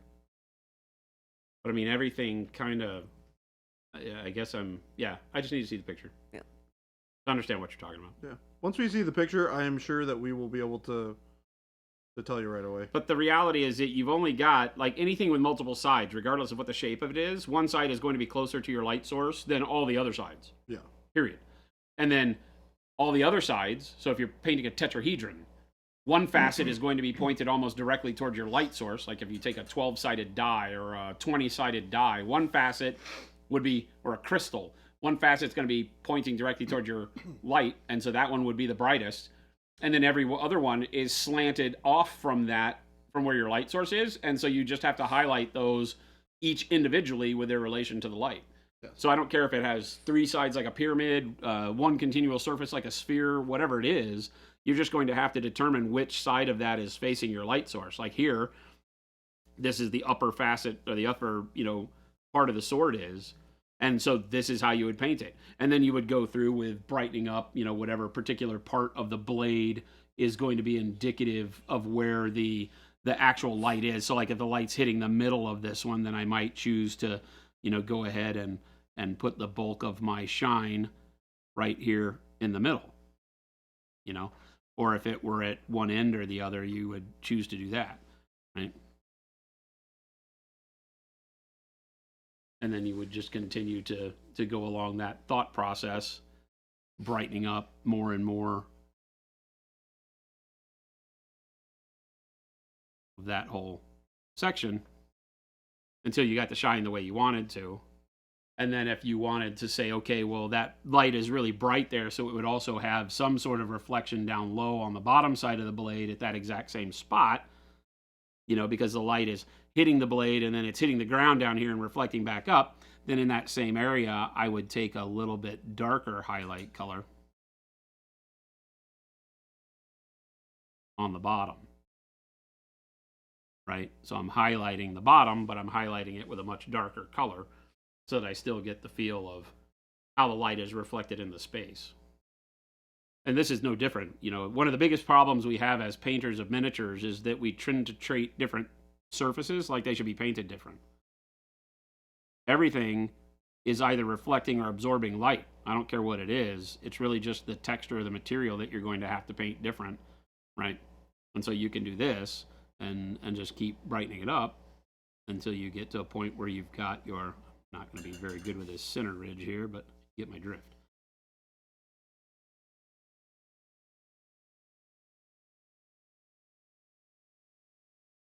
Right, and then maybe here at the bottom I can do a little poke of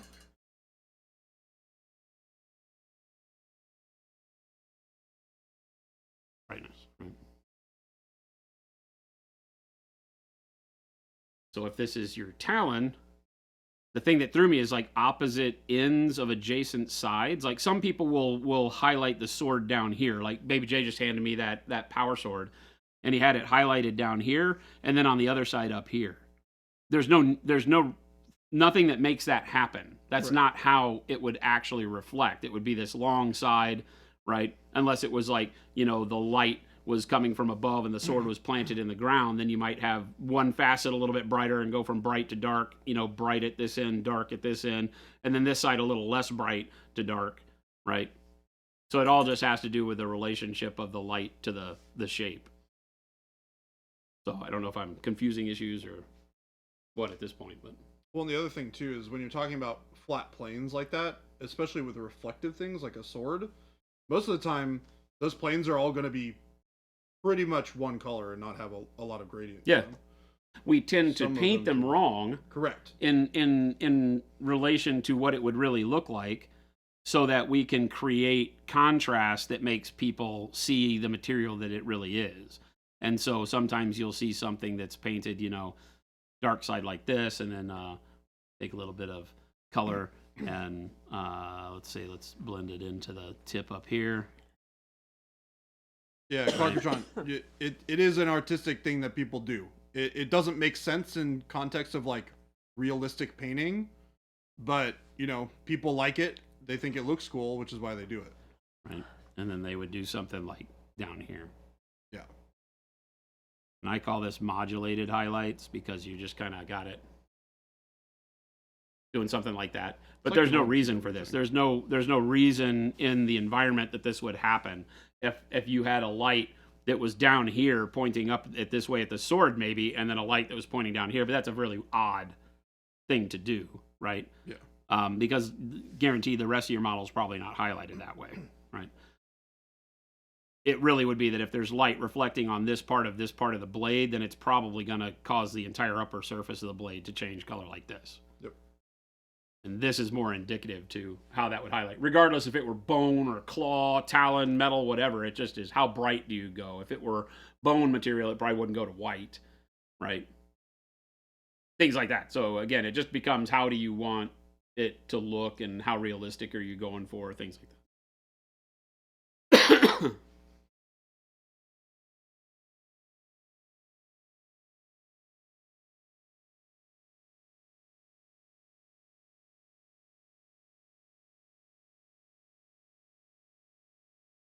The reason is power sword on tabletop. It's just to make contrast happen, right? Yeah. one of the easiest ways that I would teach people how to do non-metallic metal is to do that alternating bright dark kind of a thing, because it gets you in the habit of placing dark right next to brightness, which is the big thing that you have to tune your brain to in order to get reflective surfaces to seem reflective. Then you have to train yourself to start looking at how light would actually reflect on that shape, right? Because a sword is usually like a flat edge. A talon might be a curved edge, right? It's going to be more of like painting a cylinder. You're going to have a light and a shine spot that's going to, blend back towards more darkness in two directions, whereas a flat plane on a sword is going to maybe extend out and just blend in one, not two. As a matter of fact, if you do that bright, dark, alternating thing like what you're talking about, you can add in visual shape to the volumes of a thing that are not correct for it. You can make a sword look like it's bent, right? If you do bright, dark across the surface, it looks like it's bent because you're making the brain sees the dark spots are lower and the bright spots are higher and closer to your eye. And so if you do it too much, you can make it look like it kind of undulates. So you got to be a little careful with that. Otherwise, it gets a little crazy looking. But a little bit of it will definitely be able to make a surface look more like the material you were shooting for.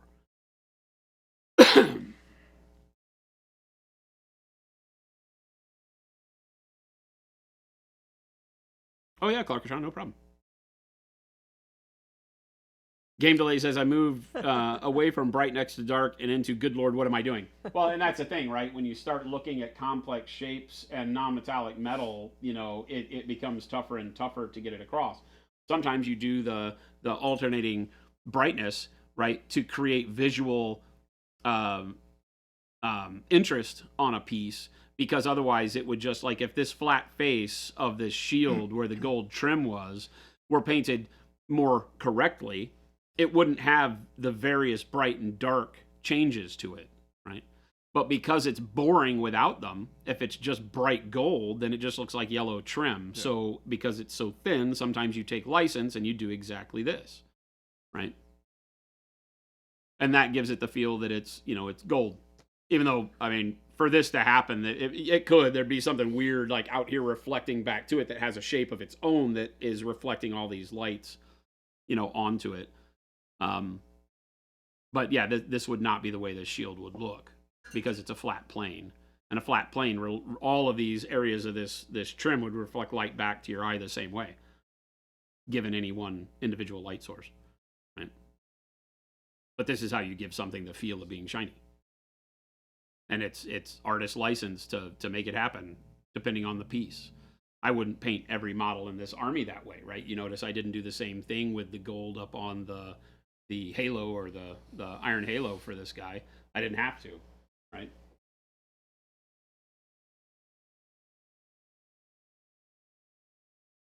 Because this one's a little more curved, I got a little more license to make it more the way it would really be.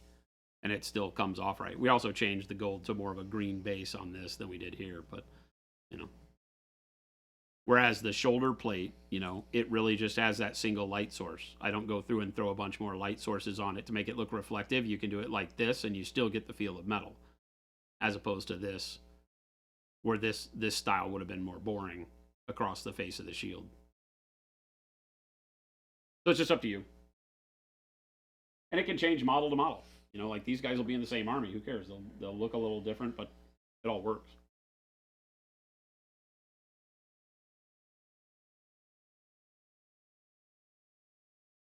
It's 3:41. Jeez.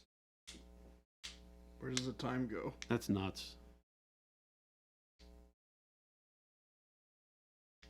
It's like a foil magic card for a shield. Yeah, it takes stuff like that, and that's the thing. You're either you can be going for, or you have to be careful of, right? Because you will create textures. The foils work the way they do because the foiling is done in a texture, right? Little facets like a gemstone of brightness in that foiling that makes it shine and appeal to the eye on trading cards. But if you're not careful when painting, you'll get something that looks like a foil card, and maybe that's not what you're going for.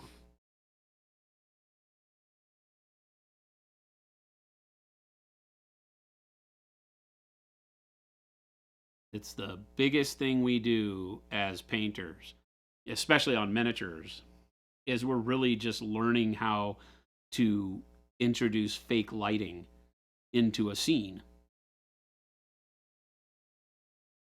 And the quicker you can wrap your head around that concept, the quicker you'll be able to start focusing on things that will, make your model look more like what you set out to do if you're, gauging it against like other painters you've seen and things they've painted. The things that set apart the, oh my God, wow type models and the more mediocre ones is all how they introduce and manipulate light in the scene that they've painted.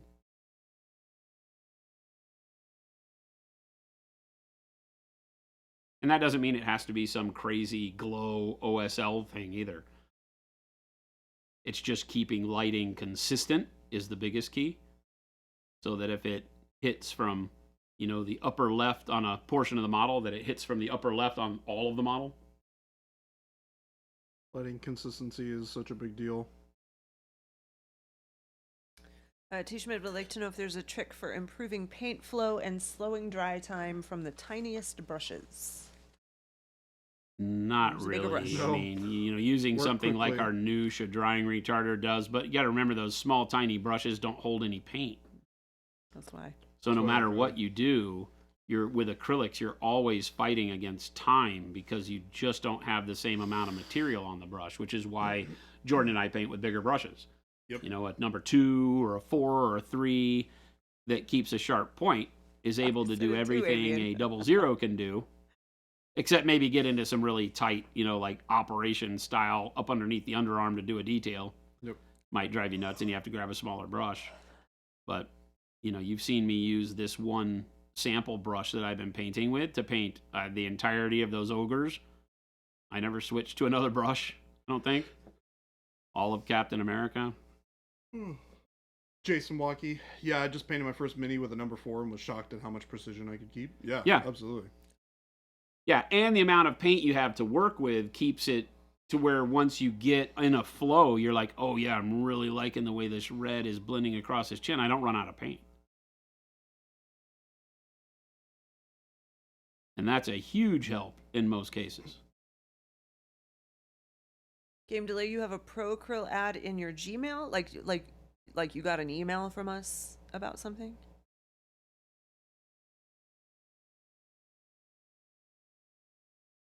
Or are you just on Google? Because we do have Google ads. Just Google targeting you. Yeah. Just Google targeting you. Accurately. They're listening. Google doing what Google does.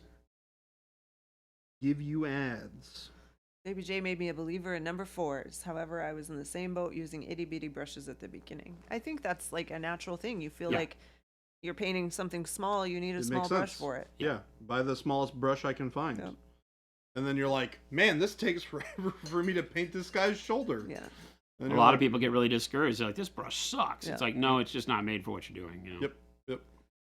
I still use small brushes for dotting eyeballs. Yep, same. Just because for me, it feels like it's not going to hit the I call it the operation game, right? It's Yeah. like I'm not going to hit the side and make the nose light up. You know? It's just the way it goes.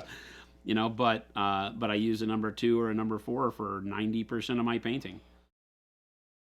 Panic Bomb gets Monument ads everywhere now and says it's beautiful. I also get Monument ads everywhere. All the time.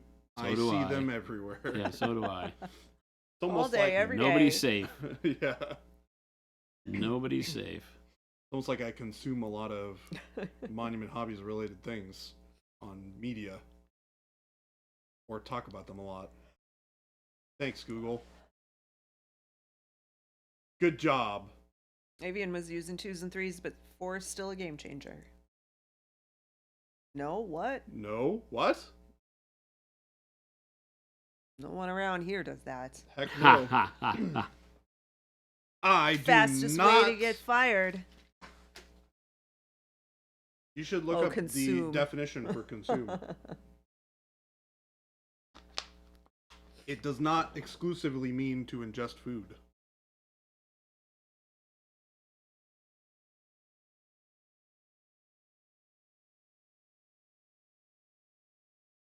Where are we at on this guy? Gonna finish up some more of the icons. I want to do these in gold. Ooh, where do I want to do them?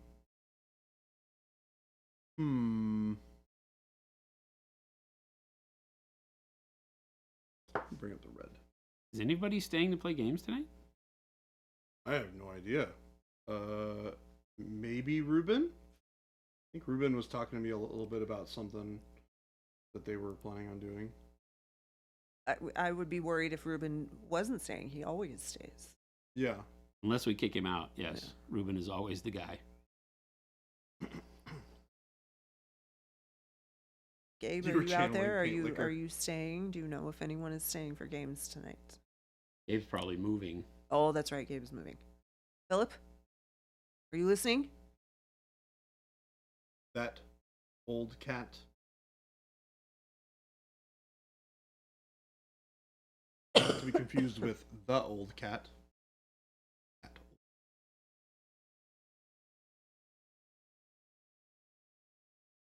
Tell me your nice AZ weather down there. I mean, will it's lift the 56. It's not chilly nice. today. It was rainy yesterday. Yeah, we don't have I think perfect it's going to weather rain year-round. again tomorrow. Oh, that's Let me check. No, I was wrong. It's not. Oh, but you know what? The forecast is looking pretty good, Clarktown. Oh, is it? Yeah. Oh, nice. Do tell. Starting next weekend. Well, actually, midweek, we're in the 70s. No way. Yep. I love it. And that whole week after LVO. 70s. Excellent. I am in for that. A little too early. I want it to still be cold. I was going to say, I Even don't though know. I It complain still about needs to be cold, in I the still want it 60s. to be cold. I don't want it to get warm too early.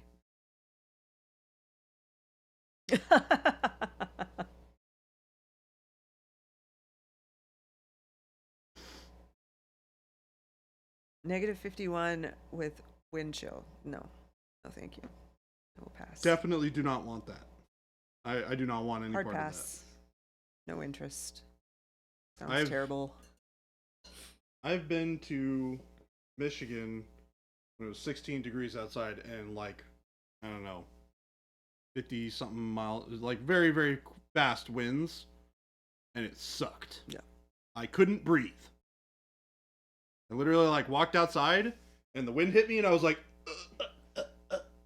I could not breathe. Not enjoyable. It sucked. I also had a very, very bad cold I at don't the know how time. people are expected to live in that.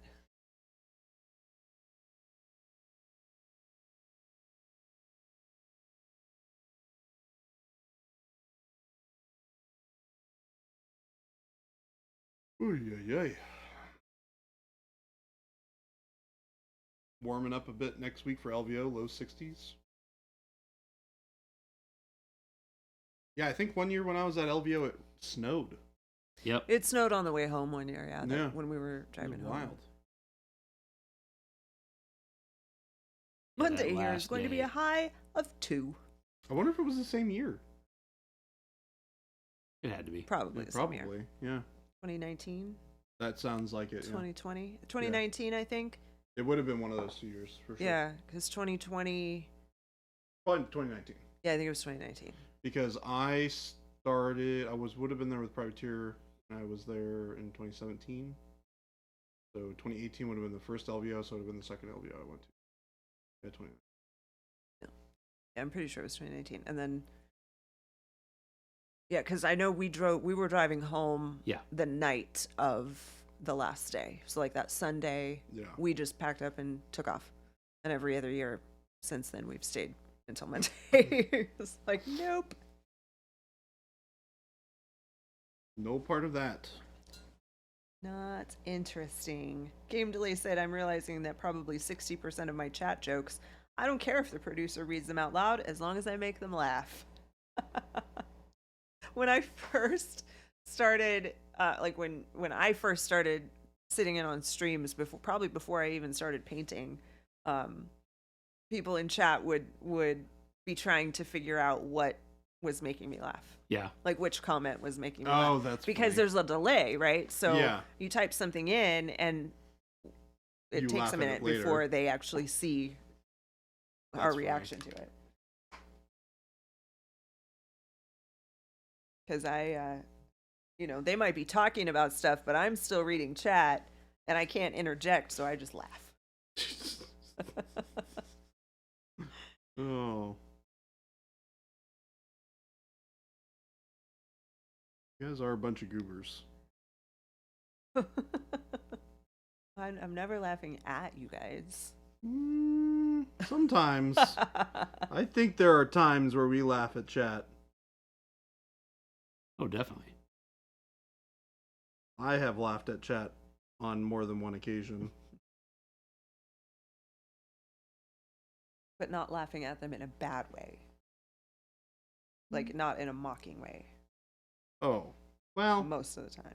yeah, I was about to say. I don't know if I'd go none of the time for that. I feel like it's happened once, maybe twice. That's But it's right. You probably guys when they are. deserve You it. are a bunch of goobers. Did Jen think I was funny? Yes, and I'll be taking no further questions at this time. That feels fair. They laugh at us all the time. That's true. You kidding me? You guys get a nice belly laugh from me all the time. Jade, have a great weekend. Yes, please stay warm, stay inside, and hopefully no more fires at the shop Yeah, for you guys. Yeah, of no that. more fires at the shop. Let's make that a no-go. That's crazy to me. I saw that this morning. I was like, oh my gosh. What the heck?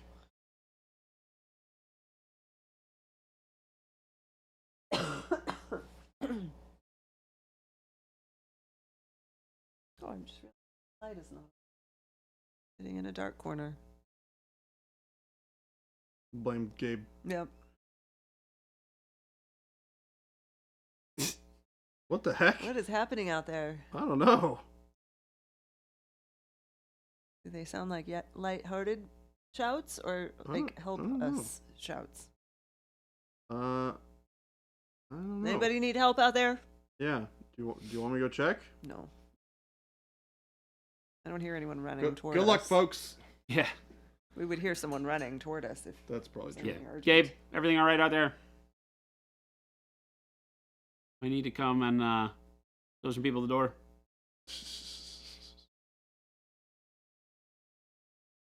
Gabe, everything's fine.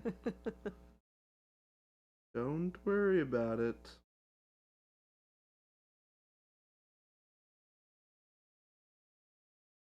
Slowly but surely building up my blends on his head. You can see I'm going for my light coming from our right, his left.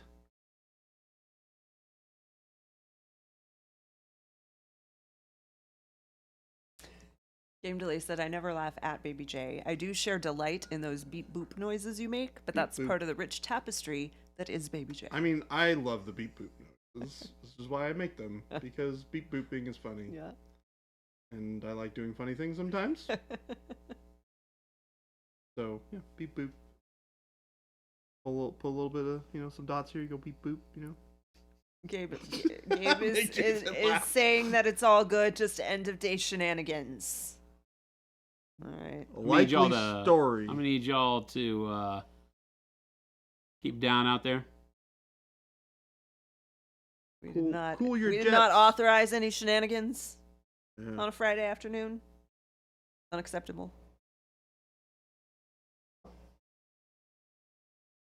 Just because it's happening on a Friday does not mean you guys can have His mom's fun. not here today. She doesn't work on Fridays. Sister's not here either. What the heck? Where's Schlebby?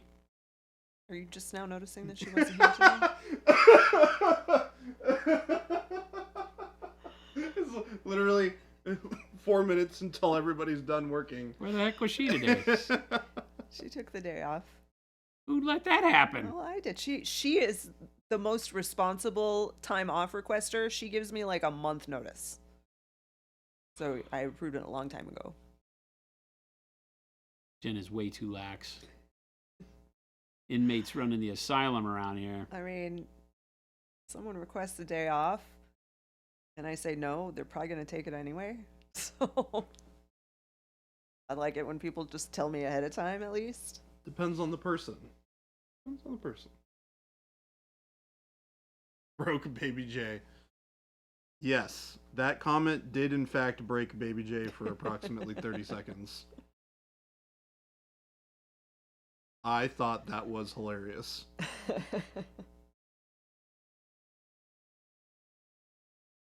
What do you mean she's not here? Yeah, JP, welcome to the world of owning a business. You don't get days off. Yep. Those are gone now. This is your life and you've chosen it.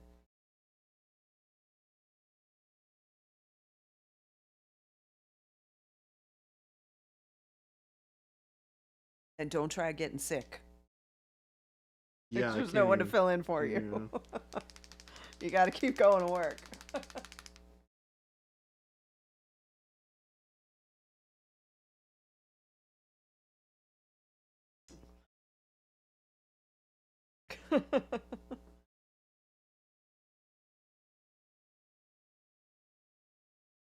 Are you loading up on like vitamin C and elderberry and all the preventative stuff, Gabe?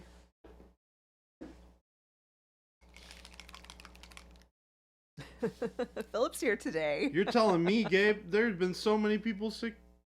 It's like, holy cow. See people coughing everywhere. I'm like, oh my god. It's lingering. It's like I know. there's very little chance that there's anything contagious happening here.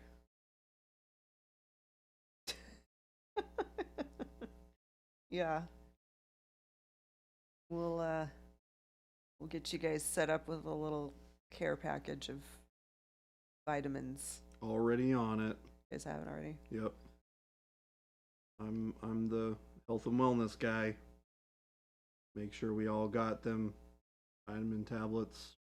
Keep us healthy. Cough drops. Those you kind of just need because you talk so much during the weekend, to be fair.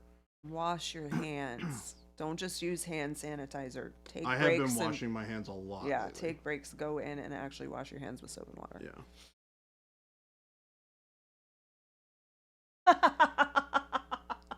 Uh-oh. Works out for one day, becomes health and wellness guy. Hey, you know what? He was already in charge of the Yeah. of that stuff. 2 days. I just like making sure that everybody's all. Cough, I know. I stepped into the room here and just a little bit of a tickle in my throat. So JP, you yeah, cough. you know what? It could go the opposite way too. You either have to wash them a lot or never wash them at all for years and build up a resistance. And then JP COVID hasn't happened washed and his hands everybody's since resistant. 2006 and he's fine.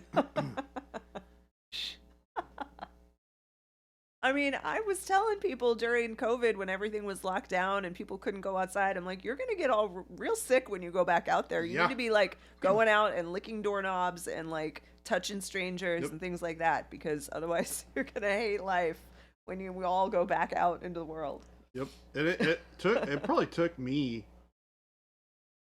I don't know, until this year to get to the point where I could like go to a show and not feel like I was like sick afterwards. Yeah. I worked with children from 1990 to 2018. Yeah, you're impervious. I'm solid. Yeah, you are impervious. Of course, I'm the one sitting over here hacking. Never wash? I think I'm coming down with something just from that comment. Yeah, That's funny. the whole go touch strangers thing made me sick. So. Yep. Oh, Go thank you, Phil. Like a doorknob or something. I wasn't even paying attention. It is 4:01. Oh gosh. I'm painting bold pyro red. Phil is the best door locker. I'm using the Invention best red cred on is the a thing planet. no matter what year it is. False. Invention cred is in your head.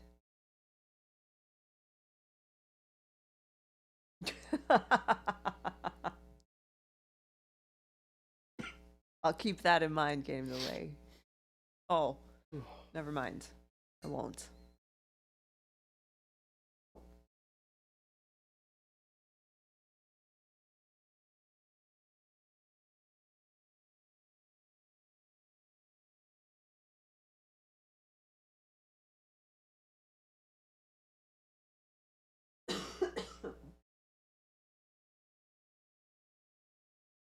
Again, I'm just layering with very thin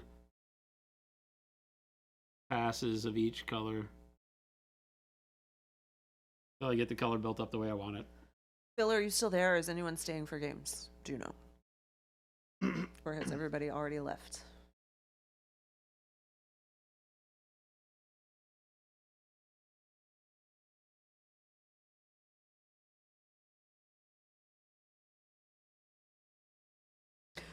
Does that one have the cube? No. No, he's just doing things and stuff. JP Gray was injected with Sour look on anthrax his and face. smallpox, and he never washes his hands, so he's for sure living forever. Unless someone gives him an onion.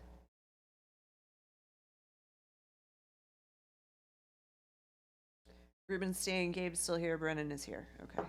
Are you staying? Hmm? I'm asking Phil. Oh. Here, but not doing games. Okay. I mean, are you staying, or are you just still working right now? It doesn't matter. Okay. Guard tower? Oh, It's in order. Yeah.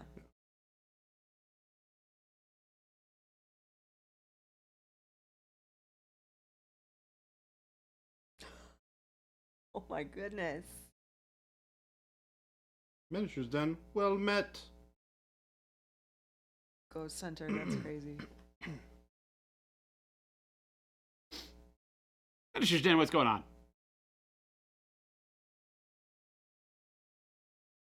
Inside of this barrel black. Since I drilled it out and everything.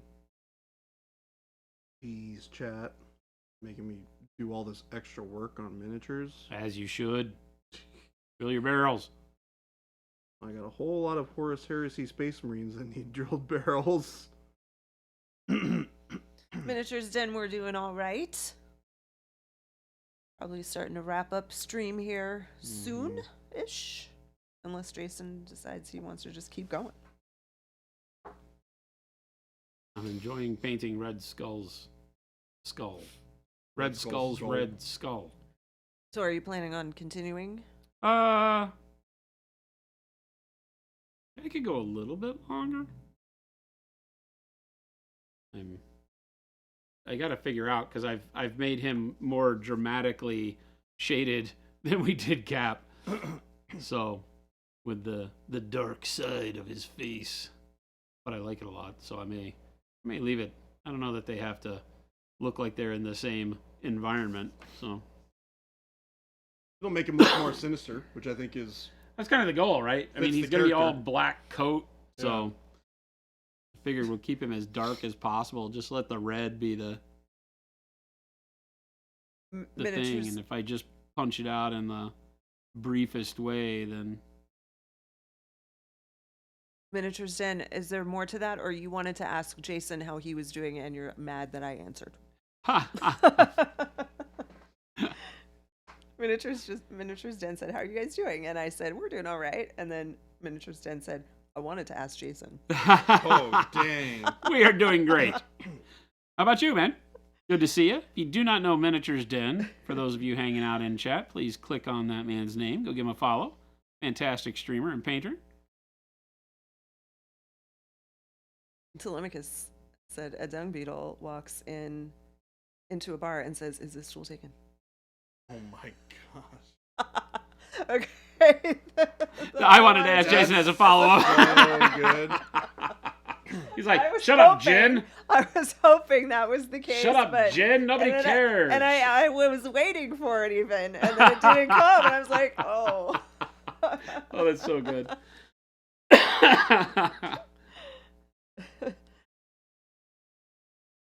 Telemachus, that's horrible, by the way. That's horrible. That one is bad, but it's good. That might be one of my favorite from Telemachus. That's I mean, horrible. it's a poop joke. It is a poop joke. I'm a fan of the poop Is joke. this stool taken? Damn it. I'm gonna steal that and I'm gonna use it. Not the stool, the joke. Damn it.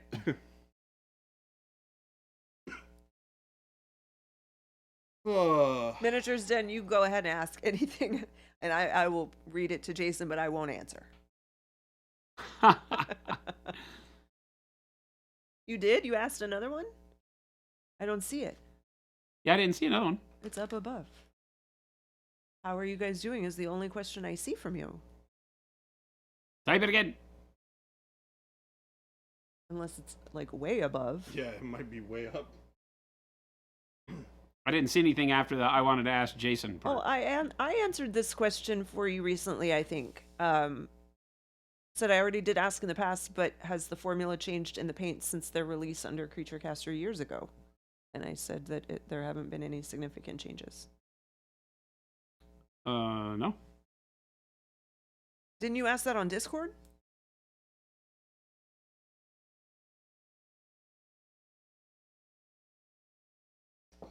Grab the silver out. And they've always been us. There was never a Creature Caster Yeah, paint. no. We've So they were always just made the them. first It's distributor always we been had. Monument Hobbies. But the quality control has gotten a ton better because we manufacture it here. And so it has gotten exceedingly better from the first batches. The batch-to-batch control was a little weak when we first started off. They were still great, but now all that's shorn up. But no, the overall formula has stayed the same. We've adjusted a little bit of like matte in some of the colors, and we always tune individual colors across the lifespan of the paint, but we don't have to do very much.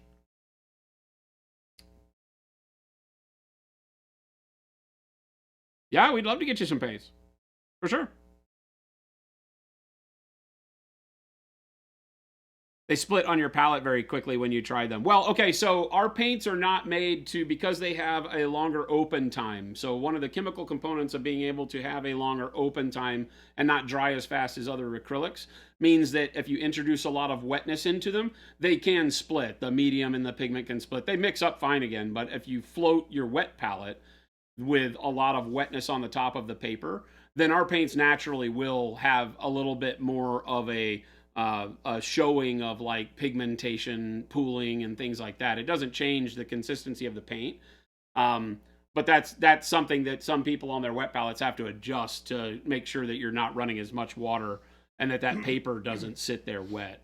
A lot of other paints, so as you know, right, a lot of acrylics in the hobby industry require a lot more water to get them to flow the way they want to. Ours don't. You know, I use a piece of glass. Yep. Right. Jordan uses So- I a use wet a wet palette, palette, though. And no matter, Jordan uses a wet palette, I use a piece of glass. No matter what we're painting, it's always just, you know, kind of whatever style you like. You can do any kind of blending or whatever with them. And the wet palette is a great tool, but you may have to reduce the amount of wetness. I typically take my palette paper on the wet palette, right? And I'll saturate it under warm water, and then I'll squeegee it dry before I put it on top, just so that the water only comes from underneath. So, but yeah, we can get you some sets for sure. Yeah, I've never been a wet palette guy, regardless of what paints I've used, though. It's not, unless I'm doing something where I'm doing like a very limited color palette, and I'm having to mix every single color that I'm painting with. I typically don't use a wet palette. For liquid acrylics, it's just not really built for them as a paint. We have, as an industry, grown used to using wet palettes, but I'm lazy. So I designed ProAcryl with the idea of being a lazy painter in mind. So I just want to put a little bit of water on my brush and go, and I can do whatever I need to with it, whether I'm wet blending or glazing like I'm doing now or whatever. It doesn't matter. So do you want to, does one of you want to handle coordinating this? Miniatures Den is saying I you think he want said to. contact, if you want, hit me up here or on Instagram. Probably better on Instagram. We can message you there. Or if you can shoot us a quick message on Instagram, Jordan takes care of all that, so he's right here, which is great. Hi. And yeah, we can set it up. Probably come from, I would assume, PK Pro.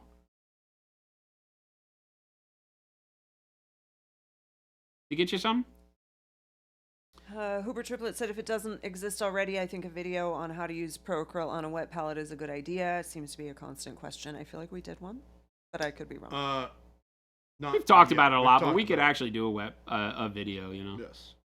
It would be more akin to a video that's about just how to use a wet palette correctly anyway. Yeah. Gabe,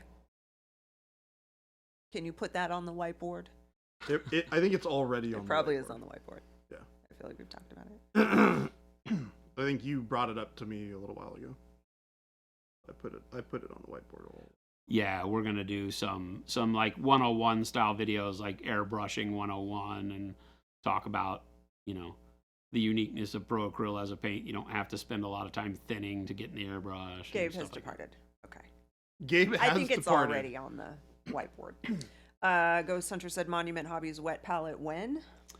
Probably not. I haven't been happy with any of the designs that we've seen that we can partner with people to do, and I always have a struggle with it because I personally don't use one.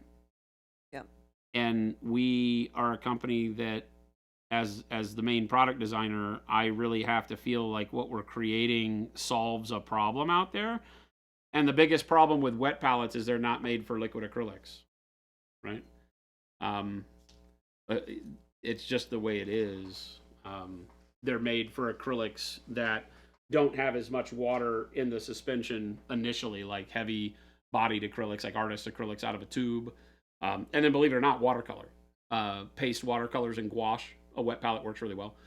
The thing that I always tell people, and that is kind of I'll call it a conversation starter, but it's usually people argue with me, is that if wet palettes were so great for artists to use with these paints, then there would be a lot more wet palettes in the artist world, the world of art.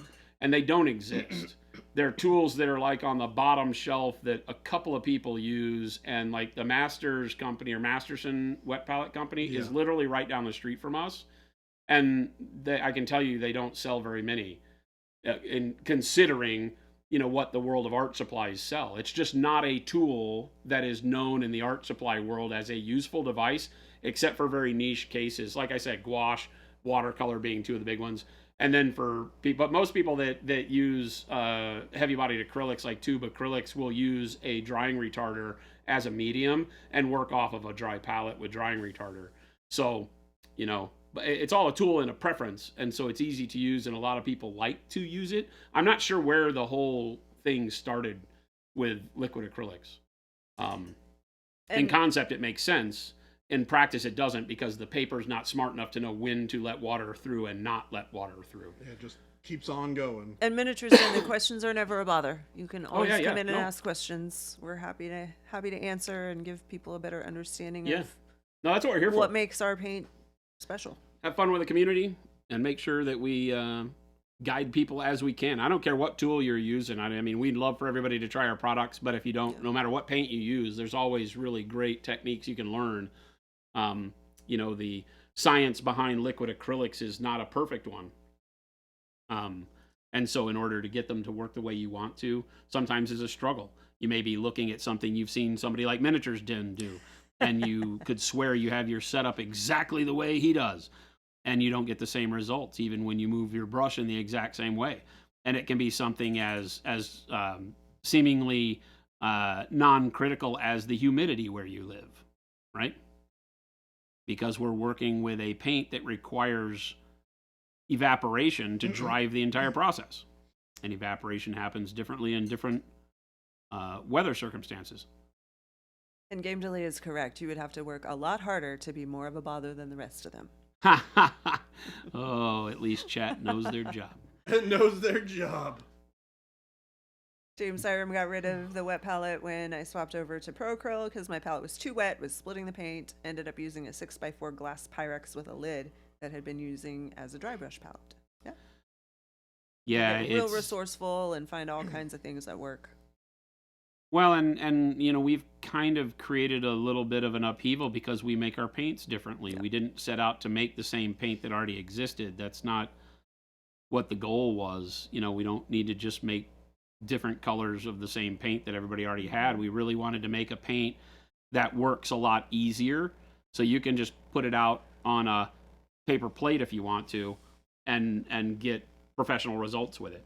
You know, you can spend your time learning the technique and not having to learn how to do all of this stuff on the palette to get it to work. You can focus on your brush control, focus on your brush work, and the consistency of the paint on the brush itself, right?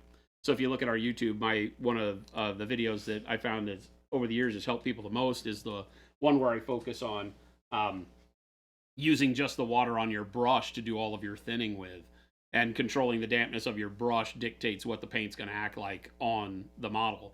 But of course that needs a paint that's fairly consistent, which again is why we made Pro Acryl very consistent color to color, so that once you get used to, like if you use a number 3 or a number 4 or number 2 or number 1 brush all the time, you get used to how that brush holds and lets go of water.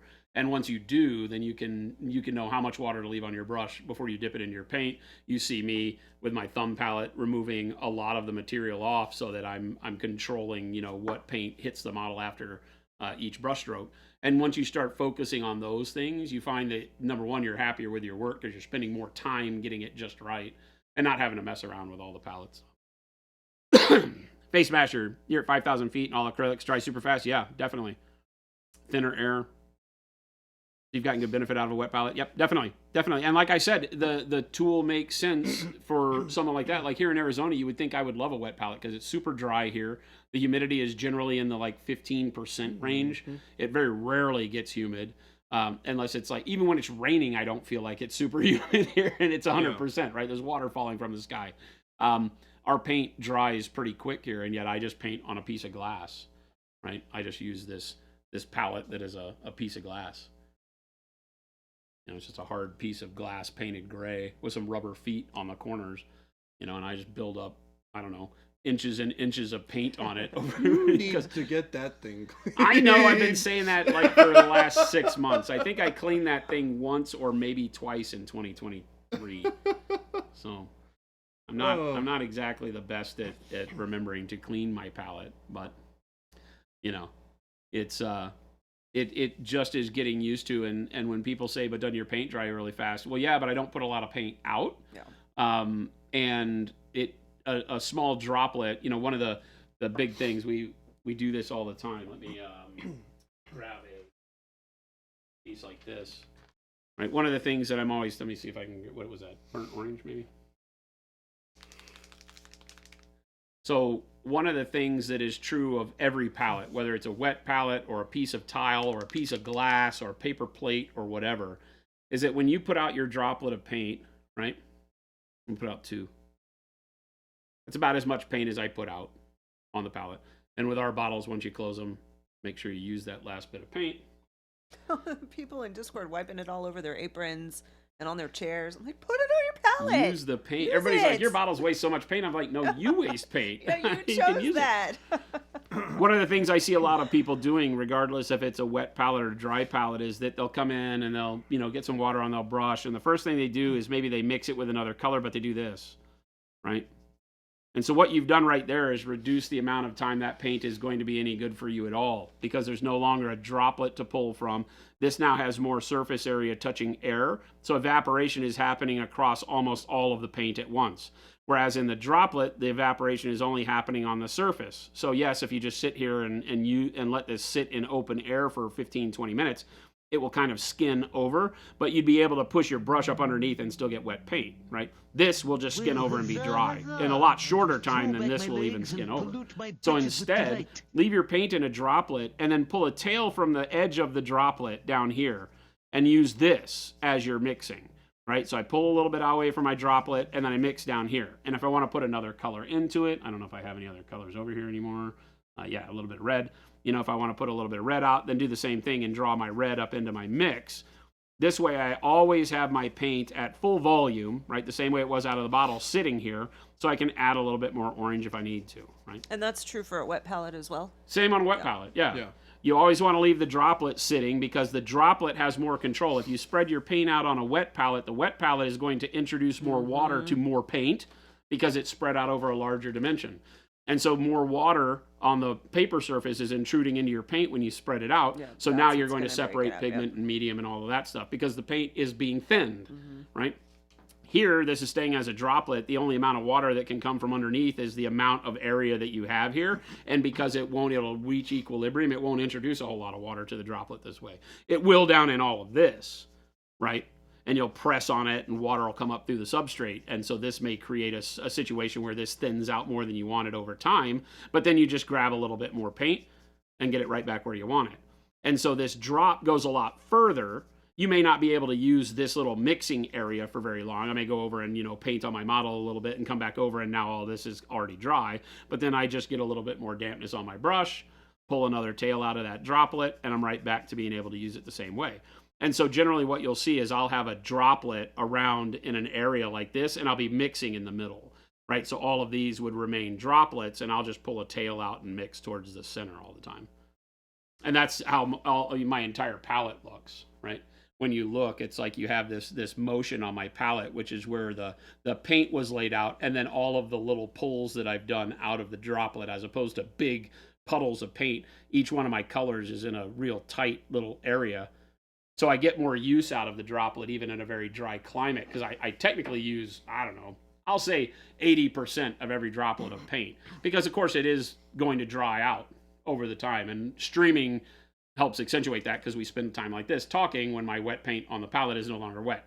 But that will help you no matter what type of palette you use. Leave your paint in a droplet, pull away from the droplet, and use this mixing area to do what you need to do, whether it's mix with another color, thin it down for whatever glazing or layering technique you're trying to use, and then you can always go back to the way the paint was straight out of the bottle, which always gives you a good 0 point to be able to pull more opacity into it, as opposed to thinning the entire droplet out. And yeah, that might be exactly how thin you need to paint with, but you're not going to get near as much life out of that paint, right? And So you keep can going use back and doing it over and over. an example too.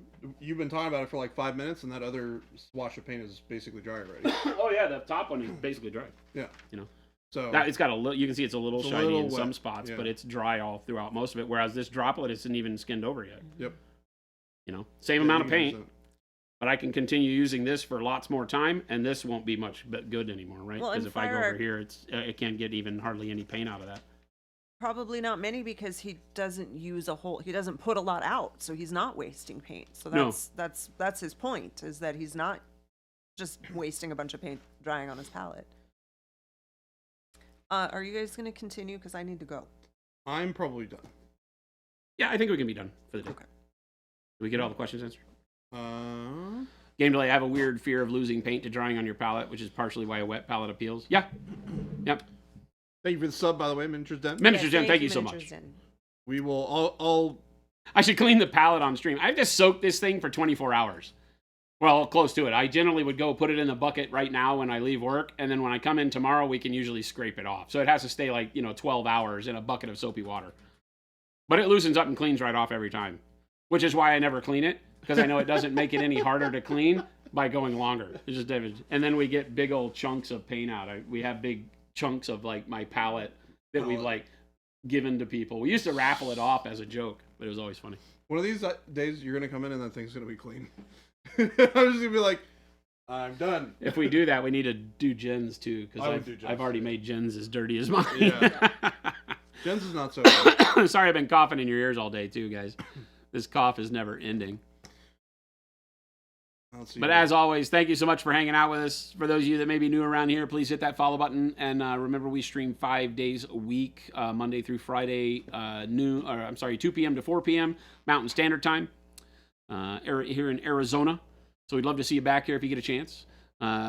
Some days we paint more than we talk. Some days we talk more than we paint. Yep. So it just depends on what we're doing, how we're feeling.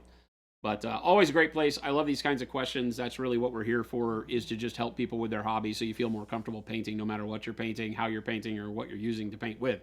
So we'd love to see you back. Also, check out all the links Jen put up in chat. The store and the FLGS links will get you to all the places you can buy Pro Acryl and all of the products that we make. The FLGS link will take you to all the stores worldwide where you can buy closer to your home. Please support those guys and gals. They do a great job of keeping places for us to play all these games we love. And if you don't have an FLGS close to you, then you can always check it out direct from monumenthobbies.com through the store link. Then the Discord and the YouTube links will show you all the community stuff. The YouTube link, Gabe, our wonderful producer in the background, will generally put the VOD from the streams up within a couple of days. I think we're about a week behind right Yeah, now. we're about a week behind. Running about a week behind right now, but all the VODs and stuff. So if you've come in, you've seen this painting, something that you've enjoyed, and you wanted to see how we did it, you can always check out the long form VOD on YouTube. It's uncut, and you can navigate your way through to find the cool stuff that we do live. And then the Discord channel has 3,000 plus amazing artists just like yourself, where you can go get inspiration, tell jokes, see what other people are eating, put heart emojis on their pet photos. We have all sorts of great stuff going on in the Discord community. We'd love to see you over there too. So please join us for more. Stick around here. We are going to find somebody to raid to carry your hobby on into the evening. Make sure to show some love in the chat we wind up in. Have a wonderful weekend, because we will not see you again until Monday. And don't do anything we wouldn't do. And we'll see you on the other side. Adios, gang. We're out of here. Have a wonderful weekend.